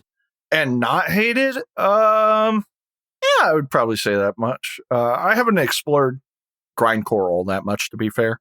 I think there's a grindcore band. I could be wrong that they're grindcore, called a band named Horse, I believe is what they're called, or something like that. That metal professor guy that me and you ran into each other told me about them, or they're like something like that. A band called Horse. Check out a band called Horse. Yeah, a band called Horse is what they're called. Though this one is apparently Horse the Band. That's what I was thinking Horse of. The band. But they're metalcore. So I was wrong. Not only that, they are Nintendo core. Yeah, we don't talk about that part. Yeah, nah. There is a band called A Band Called Horse, but they're rock, and I think they're country rock. So gross. Yeah, I'm not going to listen to that. They have a song called Uncle Nasty. I will say, like, there are a couple of grindcore projects I do like, one of which is called Magruder Grind. Yeah, the name is stupid, but they apparently have a lot of material, but they only have a couple of things on Spotify. But the 2 albums they have on Spotify is actually like really fun, so it's kind of strange. But they're good. I like them. And then I've been listening to actually a lot of Napalm Death recently. I listened to their last 2 records today, and it was interesting. It's not really straight grindcore. It's kind of more along the lines of death metal with some punky aspects, but not to the point where it's death grind at this point. It's interesting. So, well, yeah, Mitch, I'm glad you didn't absolutely hate Murder Construct. So, and I'm glad that you were entertained at the very least with Dissona. Yeah, so this is a very like middle of the road episode. Oh, we didn't hate it. I love that reaction. I don't know what I'm listening to. Yeah, I don't know what I'm listening to. It's real weird. It's real weird. So, yeah, man. What was I gonna? I've been listening to a lot of different stuff recently. I finally listened to the new Aesop record. Any good? It's real good. Yeah, it's real good. Better than Chaos Kid? You mean Impossible Kid? Sure. I don't necessarily think it's better than Impossible Kid, mainly because it's a lot longer. I think it's like twice the length, and it's not as focused, but it does have some of my favorite Aesop Rock songs. There's like a 1.5-minute song on there called Dog at the Door, and it's really, really good. It's kind of like Aesop having an anxiety attack or something, or paranoia. And it's a very entertaining song. It's good. It's called Spirit World Field Guide. If you like his other material, you'll definitely like this one. It's just a little bit longer and not as focused, but it's also like, I don't think it's really meant to be a cohesive thing. Like the first track on the record is actually Aesop introducing the album, and it's like, traveling in the spirit world's a little different. Like some parts you might want to just listen to the album on shuffle or something. I'm like, okay. It's interesting, Aesop. I'm gonna listen to it normally, but thank you for the suggestion. But it's good. I listened to that. I've been listening to, like I said, I listened to a couple of Napalm Death records. I listened to their most recent one, which I think was called "Throes of Joy in the Jaws of Defeatism," and the one before that called "Apex Predator Easy Meat." Pretty good. A little bit samey when you listen to both of them back to back, but otherwise has some great tracks. I still like Amoral a lot. Yeah, like I said, I watched the new Wrong Turn movie last week. It was really fun. I highly recommend that. Godzilla vs. Kong is coming out soon, and I'm looking at renting an actual theater. And I can get like, I think it's like 20 people max. They sanitize the theater, and it has enough room for everybody so they can like stay apart. And it's like $250, but I'm excited. I would really love to do that. I think it'd be cool. I think I finished 2 or 3 more of the Dresden books since our last recording session. I've been going through the Edge Chronicles myself, and I'm almost on book 10. Nice. I think I just got to book 10 of Dresden myself. How many of those are in that series? So it's 3 different trilogies. And then there's a 10th big book called The Immortals, which was apparently supposed to be the last book, but then they made 3 more. Oh, nice. And they take place during different timelines, which they call the Ages of Flight. So it's like the first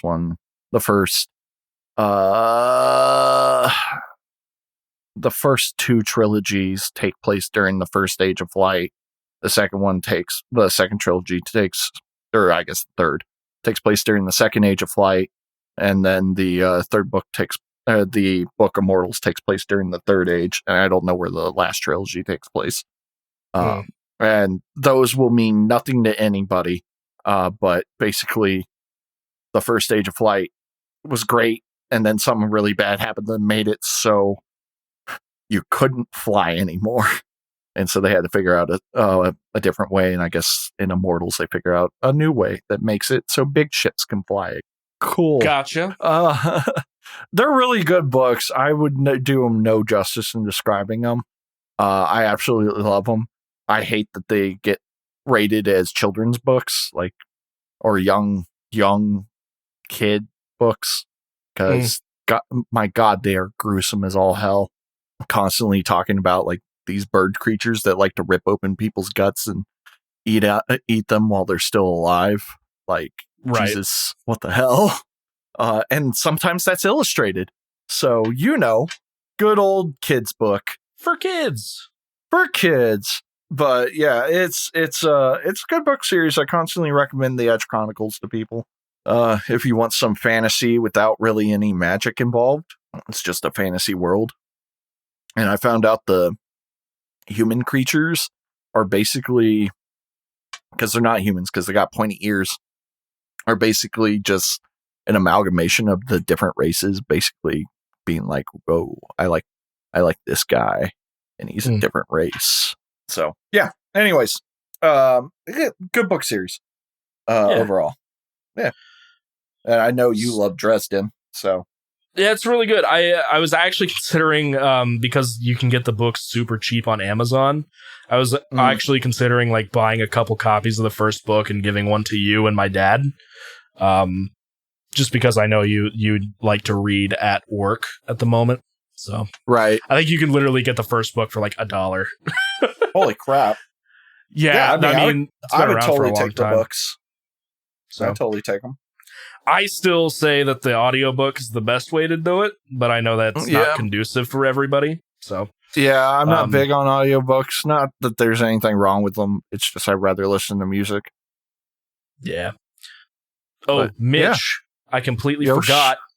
I forgot that I had, like, we can either do the 10 the progressive death metal songs that everybody should listen to, or if we want to do something funnier, I could go through this list of bands that will never take another risk.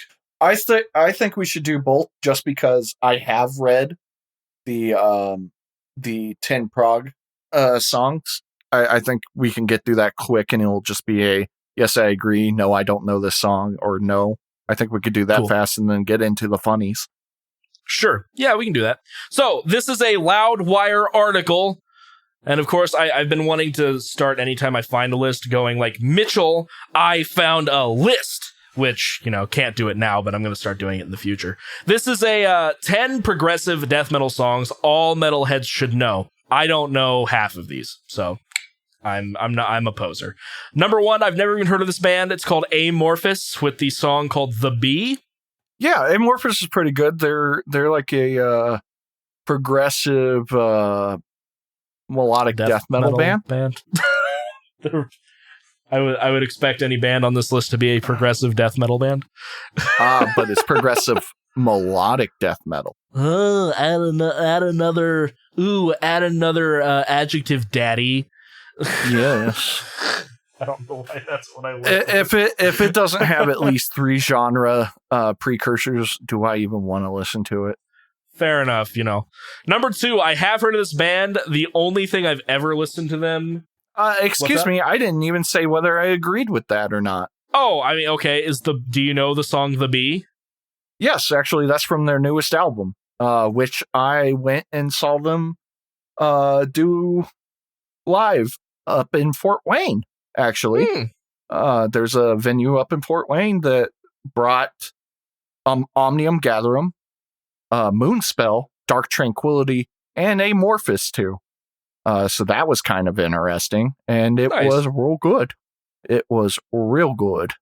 They are a great performance. I don't know if I agree with The Bee itself. It's a good song. I do like it. Yeah, you know what? Yeah, The Bee would be a good one for anyone to know. I think a lot of the songs on that album, which is The Queen of Time, would be good to have. Nifty. All right. I haven't heard it, so I don't have an opinion about it. Number 2, I have heard of this band, but the only thing I've ever listened to by them is their cover of the song How Great Thou Art.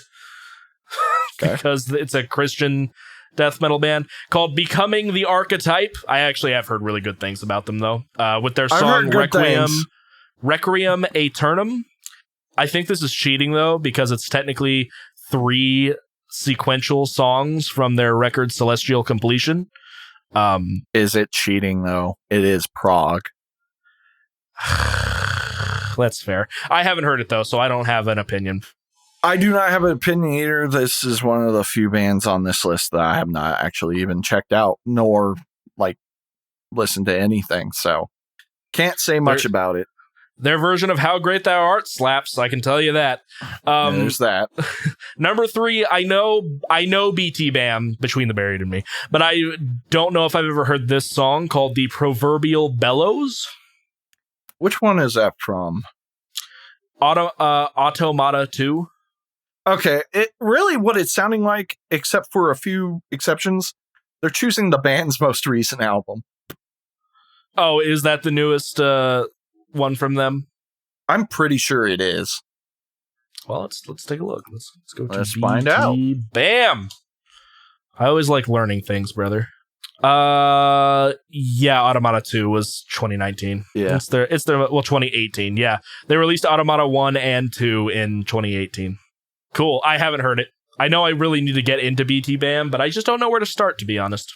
That's fair. The one that people made me start on, but I haven't listened to him enough, but the one that people were raving about for a while was Coma Ecliptic. Oh, yeah.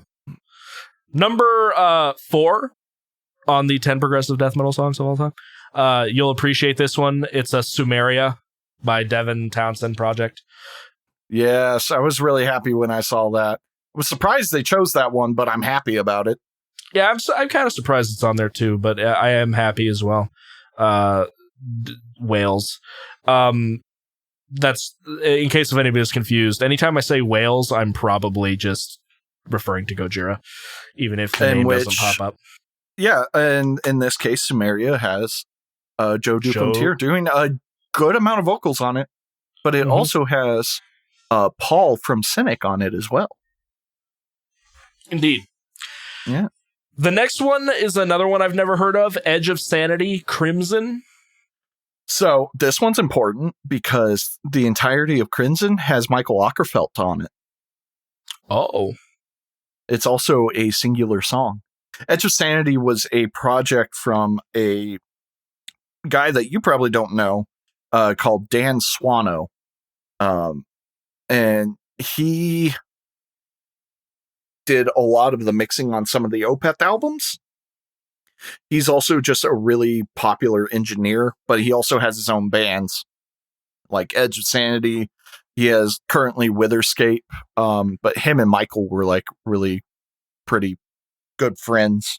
And yeah, he was on Crimson One. Michael was, bands is like Dark Side, Nightingale, which apparently is like his biggest one. Oblitter Hate, that's pretty fucking hilarious. Odyssey, Route 9, Star 1, Unicorn, and Witherscape. So, and he's a multi-instrumentalist.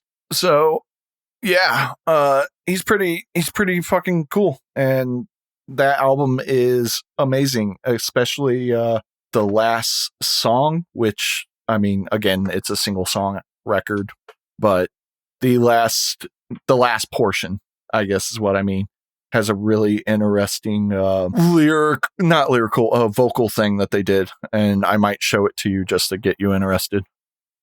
Interesting. Okay. So next up, by the way, yeah, people should listen to that record. Okay, yeah. Number 6, I don't think we have to go into this one very much. It's Opeth's The Leper Affinity off of Blackwater Park. Yeah. I agree. I don't know if I agree with Leper Affinity though, but like it's a great song. Don't even get me wrong. I think I know what Spectral. You know the song Spectral Burrows on Sluggage? Yeah. Edge of Sanity has an album called The Spectral Sorrows. And there's the connection. Number 7. I've never listened to this band. It's Persephone's Stillness is Timeless. Oh, it's so good. It's such a good song. It's such a good song. It's such a good album. It's probably trash. Wow. And I even talked about Persephone because that's where I saw Dissona. Also trash. Wow. And they were touring for that album that song's from, which I guess, according to Ethan, might be trash. It's potential. Potential. I might make you listen to Persephone at some point. They're one of my favorite bands of all time. And they have produced 2 of my favorite album arts of all time. Ooh. So, yeah, 100% agree. It's great. People listen to Persephone. Their album Atma and Spiritual Migration are amazing. Number 8, no arguments for me. Rivers of Nile, The Silent Life. It's off of From Where Owls Know My Name. I'm surprised they didn't choose Where Owls Know My Name as the song, but, yeah, I'll take it. That entire album slaps. Yep. I got asked the other day if I've ever played with Rivers of Nile, and my problem is I can't remember. Yeah, I don't think I did. No. You played with Black Crown. Yeah, I played with Black Crown, and then in Into the Divine, we played with Beyond Creation. I don't think I ever got to play with Rivers of Nile. No, you did not. The biggest band technically we played with was Suicide Silence. But my favorite was Dying Fetus. Especially because the drummer afterward was like, "Can I get a copy of both of your records?" But we had already set everything into our car, so I had to shout to like our bass player, "Go get 2 of the albums!" The drummer was really cool, but I don't think I've ever played with Rivers of Nile. I'd love to. Number 9, I've never heard of this band. Wilder Run, The Unimaginable Zero Summer. It's just the one I think it is. Flowers. Spell the band. WILDERUN. like Wilder Run, but with only one R. Yeah, okay, this is the one. I've been told that album is amazing. I've never listened to it, and it's one of those that I keep meaning to pick up or listen to and check out, and I haven't. And then number 10, I've also never heard of this, Unexpect Unsolved Ideas of a Distorted Guest. That is one I actually don't know. Sweet. Cool. Yeah, a couple of those definitely belong there. Other ones, maybe I should listen to at some point. But now... Yeah, for sure. I'm surprised Gojira didn't make that list, though. I don't consider Gojira to be prog. They're considered progressive death metal. Fuck off. Are they? Yes. I don't know about that. Well, you can be wrong all you want. They are. I barely consider them death metal, to be honest. We'll go to Metalhead since they're your fucking favorite. Progressive groove, death metal, life. Oh, that's lyrical themes. Progressive groove and death metal. Okay. I definitely see. I definitely see. Groove. Yeah. No. Yeah, and I agree. I would call them a progressive groove death metal band. All three of those at once. I tried to listen to a song off of The Link the other day. I'm not a big fan of The Link. There is a song off of it I fucking love, though. But it's completely instrumental. So it's either Tori or Dawn. Or connected. It's Dawn. I listened to Indians, and I'm like, I think the worst thing about, like, honestly, tonally, it actually sounds a lot like from Mars to Sirius would get to, but vocally, right. I think the vocals are mixed like trash. Yeah, it's not their best record, in my opinion. Gotcha. Anyway, so this is this is actually a pretty old article, but I do find it funny, and I'm only going to do the bands on here that are funny. So this is a MetalSucks.net article from 2014. It's called Taking Risks, and the whole justification is like, why will there never be like another Metallica or something? It's because bands don't take any creative risks. I've always said that about Metallica, that, you know, they've always changed up their sound. That's why I prefer them over, say, Slayer. But obviously I think that's a little bit, you know, grandiose at this point. But here's a list of bands that will never take a risk and some explanations for it. First up, Lamb of God have basically written the same album every time since As the Palace is Burned, with varying production aesthetics. Yeah, pretty much. That's which I think is fairly accurate. They did take a risk with Randy Blythe doing clean vocals on I think it was Sturm und Drang, which was their 7th album. Gotcha. Was that after 2014? Yes. Gotcha. Yeah, we have to keep in mind this is written 7 years ago. 7 years ago. Jesus. But yeah, Mastodon. Started getting super weird with Blood Mountain, and continue that trajectory with Crack the Sky. With The Hunter, they focus more on concise songwriting, but is that really risky? Risky would have been if they kept heading the direction they were going and went completely off the deep end. Well, and they did go back to going off the deep end after that. Okay, fair enough. So, granted, it like once more around the song, Sun was like a little risky, but still safe. But to me, Emperor's Sandwich was their last album they did, and I think that came out in like 2017. Did you just say an album called Emperor's Sandwich? I said Emperor of Sand. Oh, I was like, Emperor Sandwich. I gotta listen to that. Who knows? Maybe you'll like that album versus Crack the Sky, but it gives that kind of crazy feel of Crack the Sky, but I think with better production. Oh God, some of these are really old, because I'll read some of these that are old because they completely prove them wrong. This one didn't, though. Periphery, they're on the verge of repeating themselves unless they really shake things up with Periphery 3. I don't really listen to Periphery that much. Periphery always sounds the same to me, and I absolutely hate them. Continue. Yeah, I've never dug it. I know the guys are really cool, and I've watched a when I was at Sweetwater, there was a presentation by Mark Holcomb, and he was interesting to listen to, but I'm not big on their music. Machine Head took a giant risk with the Blackening, and it paid off big time, but they coasted on those good vibes through the Locust. Rob Flynn very much needs to avoid writing the Blackening Part 3 this time around. New album needs to be different. Well, good news. They did, and it sucks. Awesome. Dude, I've heard a recent Machine Head song. Like, after Unto the Locust, they have been garbage, and I've stopped listening to them. Now, you want a really good record, The Blackening and Unto the Locust, great records. I still stand by that, even though it's not a sound that I typically like anymore. Because Machine Head was like my favorite band for a hot minute. Gotcha. Tool peaked creatively on Lateralist. They better not release Lateralist Part 3 whenever the next record finally comes out, although I fear they will. They were correct. They were correct. This one is what's going to make you laugh. Gojira. Their music was different from the start, but they really need to mix things up with their next album instead of writing The Way of All Flesh Part 3, and then they released Magma. They also released L'Enfant Sauvage, which I would say is definitely a bit different from The Way of All Flesh. Well, I think L'Enfant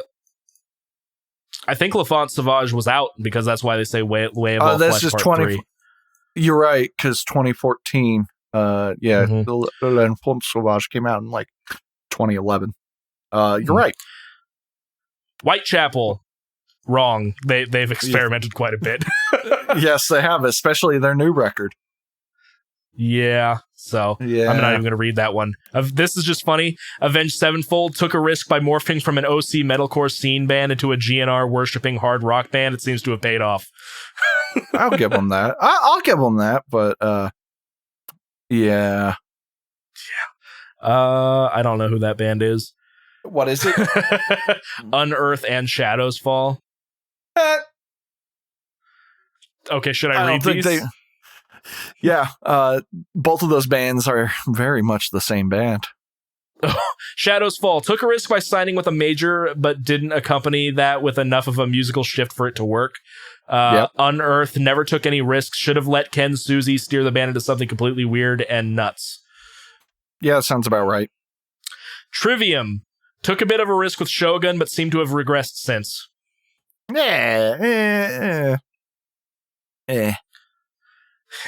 The Black Dahlia Murder. Write the same album every time, but fans give them a pass. Let's call it Slayer Syndrome. I mean, it's true. It pretty much is fucking true. But at least Black Dahlia slaps. They do. Speaking of which, Slayer, they write the same album every time and always have. Yeah, there's no argument there. I disagree with this one. Anthrax stopped moving forward when John Bush left and Joey Belladonna returned, even if Worship Music ended up being a good record. So was For All Kings. I loved For All Kings. I thought it was a good record. Yeah, I'll give it that. Megadeth. Yeah. Risk happened. The album Risk happened. Yeah. Metallica took risks in all the wrong ways. Kvelertak? Oh, Keveltrek. Oh, Keveltrek will never take a risk. Amur will never take a risk. Dying Fetus will never take a risk. Any and all Vest metal bands will never take a risk. That's fair. How do they spell Keveltrek? I just want to make sure. Kvelertak. Yeah. I could probably be pronouncing it wrong, but I know them actually. I saw them live. Korn. Following trends, i.e. dubstep, does not connote taking a risk. Morbid Angel took a horribly misguided risk 20 years too late. I believe that is in reference to Illudivum Dissonus or whatever it's called. I don't know how to pronounce it. I love Unis Honest by Markiplier. Yes. Asking Alexandria, don't know the meaning of the word risk. Hatebreed. Risk is not in the hardcore dictionary. Converge. The exception to risk isn't in the hardcore dictionary rule, but it doesn't really matter because all their fans think they fart perfume anyway. Neurosis. Yeah. Much like Converge, they could release a rap metal album and their fans would all jizz all over it regardless. When music can't be judged critically and objectively, the idea of risk loses meaning. I feel like Neurosis is kind of a low blow because they only released 2 albums? I'm not sure. Have they? I think you enjoy this band. Skeleton Witch. I love Skeleton Witch. Found a formula that worked with breathing the fire, and they're sticking with it. Yeah, that's fine. Fuck you. You leave my black and thrash metal alone. Your friend from the Tapestry podcast probably won't like this one. Protest the Hero found a formula that worked with Fortress, and they're sticking with it. Ow. Yeah. I like Protest the Hero though. I don't know this one. Devin Townsend seems to feel the need to hedge his bets by tempering very risky moves. Ghost, Key, Casualties of Cool with the more predictable heavy albums that fans expect from him. Fuck yeah. Yeah. I love how I said Neurosis only has 2 albums. How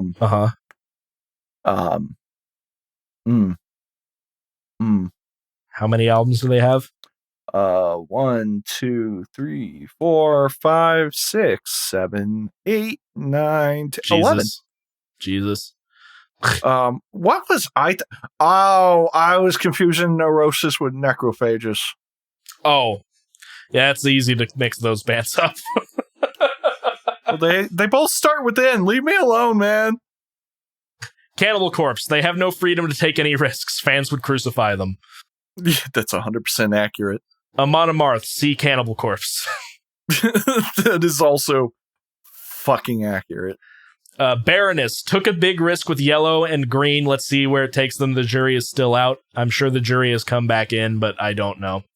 No, they haven't taken any risks. Like all their, I love them, and I think their music is great. But the biggest risk was probably getting a female guitarist vocalist as a backup vocalist guitarist when the original guy was a male, so it changed the sound a bit. I like it, but yeah. The Dillinger Escape Plan. This band has always been about risk in every possible way, and the recent move away from spazzy freakouts toward more song-focused music with clean singing was definitely a risk that could have alienated their core, but didn't. Exhibit A for why more bands need to take risks. Behemoth. Well, bad news. They're not a band. They're anymore. done. Yeah. Behemoth. Exhibit B for why more bands need to take risks. The only thing is, I don't see this band pushing much further now that they've experienced a period of sustained success. Yeah, I don't think so either. I didn't listen to their last record, but yeah, pretty much everything once they did Demigod has sounded like Demigod. Opeth took a risk, a big one, by morphing from a death metal band into a modern day version of Yes, and everybody hates them for it. Exhibit A for why other bands are afraid of taking risks. Make Michael growl again. I hate this next band. Deftones. The public at large has maintained interest in this band in spite of, or probably because of, all sorts of personal and interpersonal storylines, but musically speaking, they're pretty much the same band as when they started. Okay, they stopped rapping. That was smart. Even if you can make the case that they've changed over the years, that change wasn't risky. Deftones is like horny corn. Yeah, it is horny corn.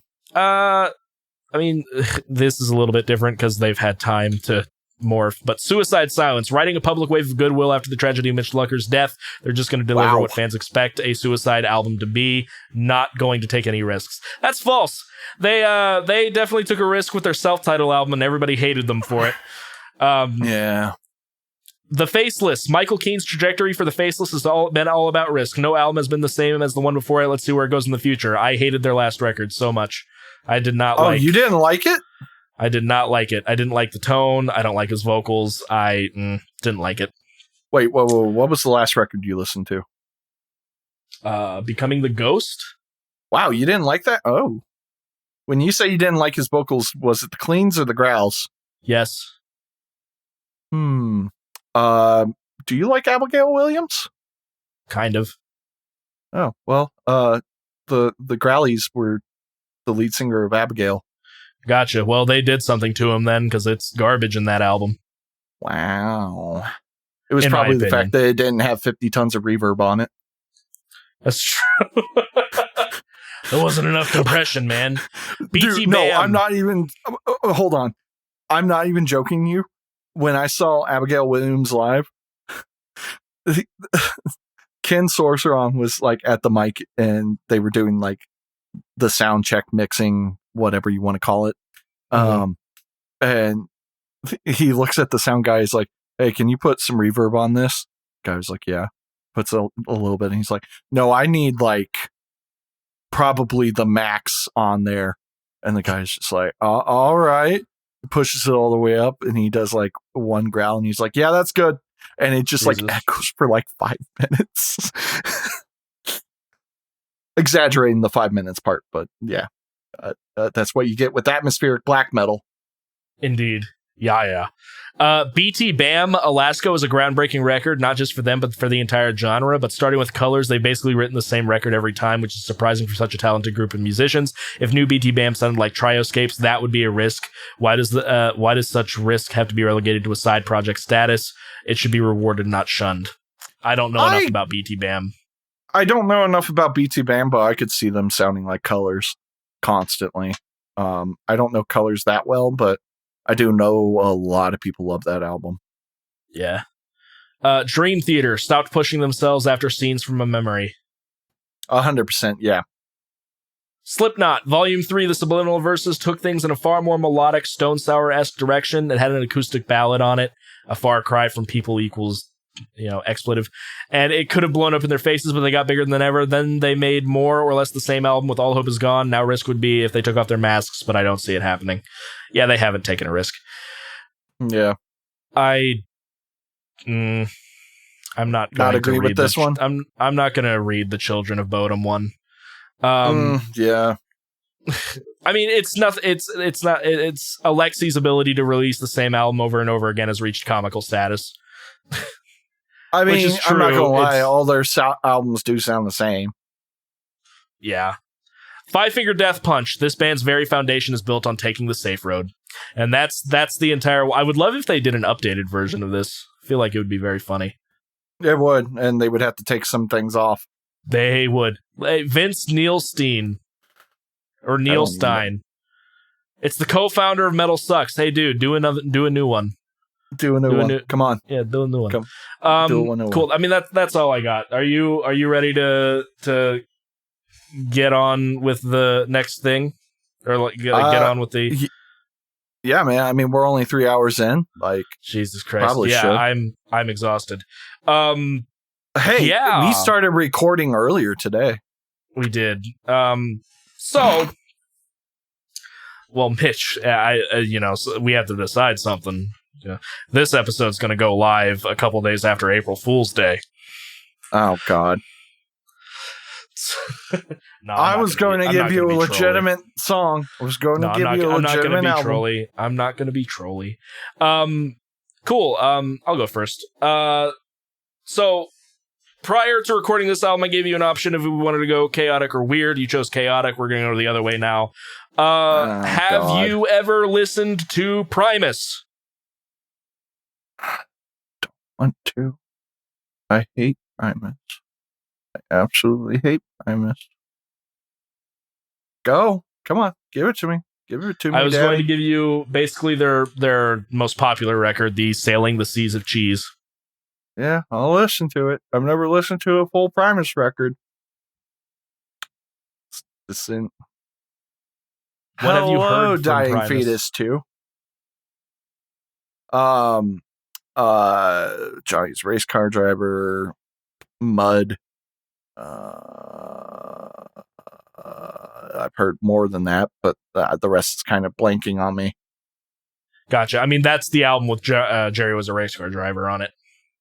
But it's also got a lot of their other big songs, too. I'll listen to it. Maybe I'll be surprised. I'm sure there's tons of songs I haven't heard. Yeah, it's also so interesting when you realize that the guitarist for Primus was recorded Possessed 7 Churches. Like the very first death metal record of all time. So, well, yeah, that's actually kind of fascinating. So, indeed. I guess you are giving me an April Fool's record. Thanks, man. I didn't really expect that. I don't know. I was just trying to find something a little bit different. You didn't know about my pure disdain for Primus? I don't think we've ever talked about Primus. Oh, have we not? Yeah, no, I cannot stand the vocals. Yeah, the instrument. I mean, this might not do anything for you. Hey, man, you want to Dying Fetus 2? We got Dying Fetus 2. Let's go. Here's the thing. I think you will probably appreciate Primus's talent more than dying fetus. Dying fetuses. 100%. Like, dudes are gonna hey, let's just give the review now. Anyway, what's my record? It took me a bit to like decide. I wanted to go back to melodic death metal because you like melodic death metal, but you don't know too much melodic death metal, and you especially don't know the other side because you got the at the gates kind of style of mellow death with like Black Dahlia and Death Clock and yada yada yada. But then you got the more atmospheric-y, focusing on like synths and stuff and kind of a slower tone at times style mellow death, which is what I actually came into originally. And so I kind of wanted to give you that side. I'm not going to give you In Flames or Dark Tranquillity, at least not yet. I'm going to give you a band that I discovered a little later on. They are called Insomnium. Okay. Which I have talked about Insomnium before. I've seen them several times. I saw them once with Joey, as well as Dark Tranquillity. That was a good show. And I don't really think they have any bad albums. I wasn't a huge fan of their 2014 release, but that is their most popular release on Spotify. It's really fucking weird. Wait, what is it? Just in case. Shadows of the Dying Sun. Okay, yeah. I wasn't a huge fan of that one. You know, whatever floats people's boats. I almost gave you their newest one because it is a good record. But I am actually going to give you the one that I think I would call my favorite record. Here's the thing. It's one song. God. Okay. But it is not actually one song. It is separated in the parts, and they even on, like, I don't know if they do it on Spotify, if they separate it, but, like, it is individual songs that kind of just blend together. It is Winter's Gate. Yeah, they split it up into parts. So you can listen to it either as one song or as the split up parts. I don't, like I said, the songs just blend into each other. When they performed it live, they performed the entirety of the album. So, which was a cool ass show. Really good. So that's possibly my favorite. They also sold a hot sauce with this album. Okay. You couldn't get it in America. Bummer. Yeah. I was going to get my sister it, and then they're like, we can't sell this in America because there's a thing in it that apparently Americans don't like. So that sucked. But yeah. Women's rights? One of my... Women's rights? Wow. Hot take. Hot take. Hot sauce.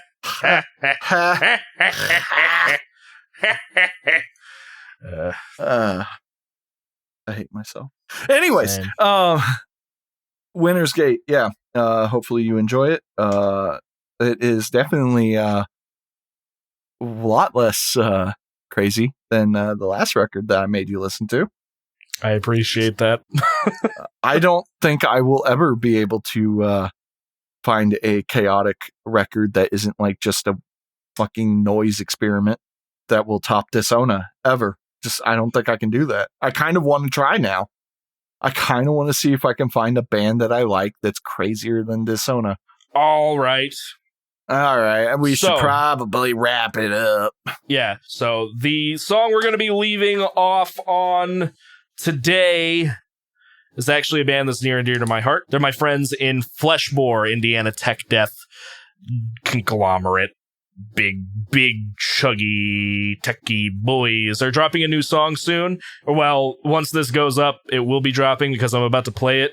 But they're dropping a really cool music video as well. I believe it came out on the 19th, I think. Ooh. So the song we're going to be leaving today is going to be the song Embers Gathering by Fleshbore. So that's going to be really exciting. Right. And man, I think that about does it. Did you have anything else offhand? No. I think we're all good. We know what we're doing and talking about, and It's good to be back after It is long good to be back. break. It's been like a month since we recorded. So sorry about that, guys. Hopefully everything stays current. I would definitely like it too. Thank you guys for tuning in to the Distorted Entertainment Podcast. You can find us anywhere you listen to your podcasts. You can find us on Facebook at facebook.com/distentpod. That's DISTENTPOD. My name is Ethan Carpenter. I'm joined by Mitchell Wade.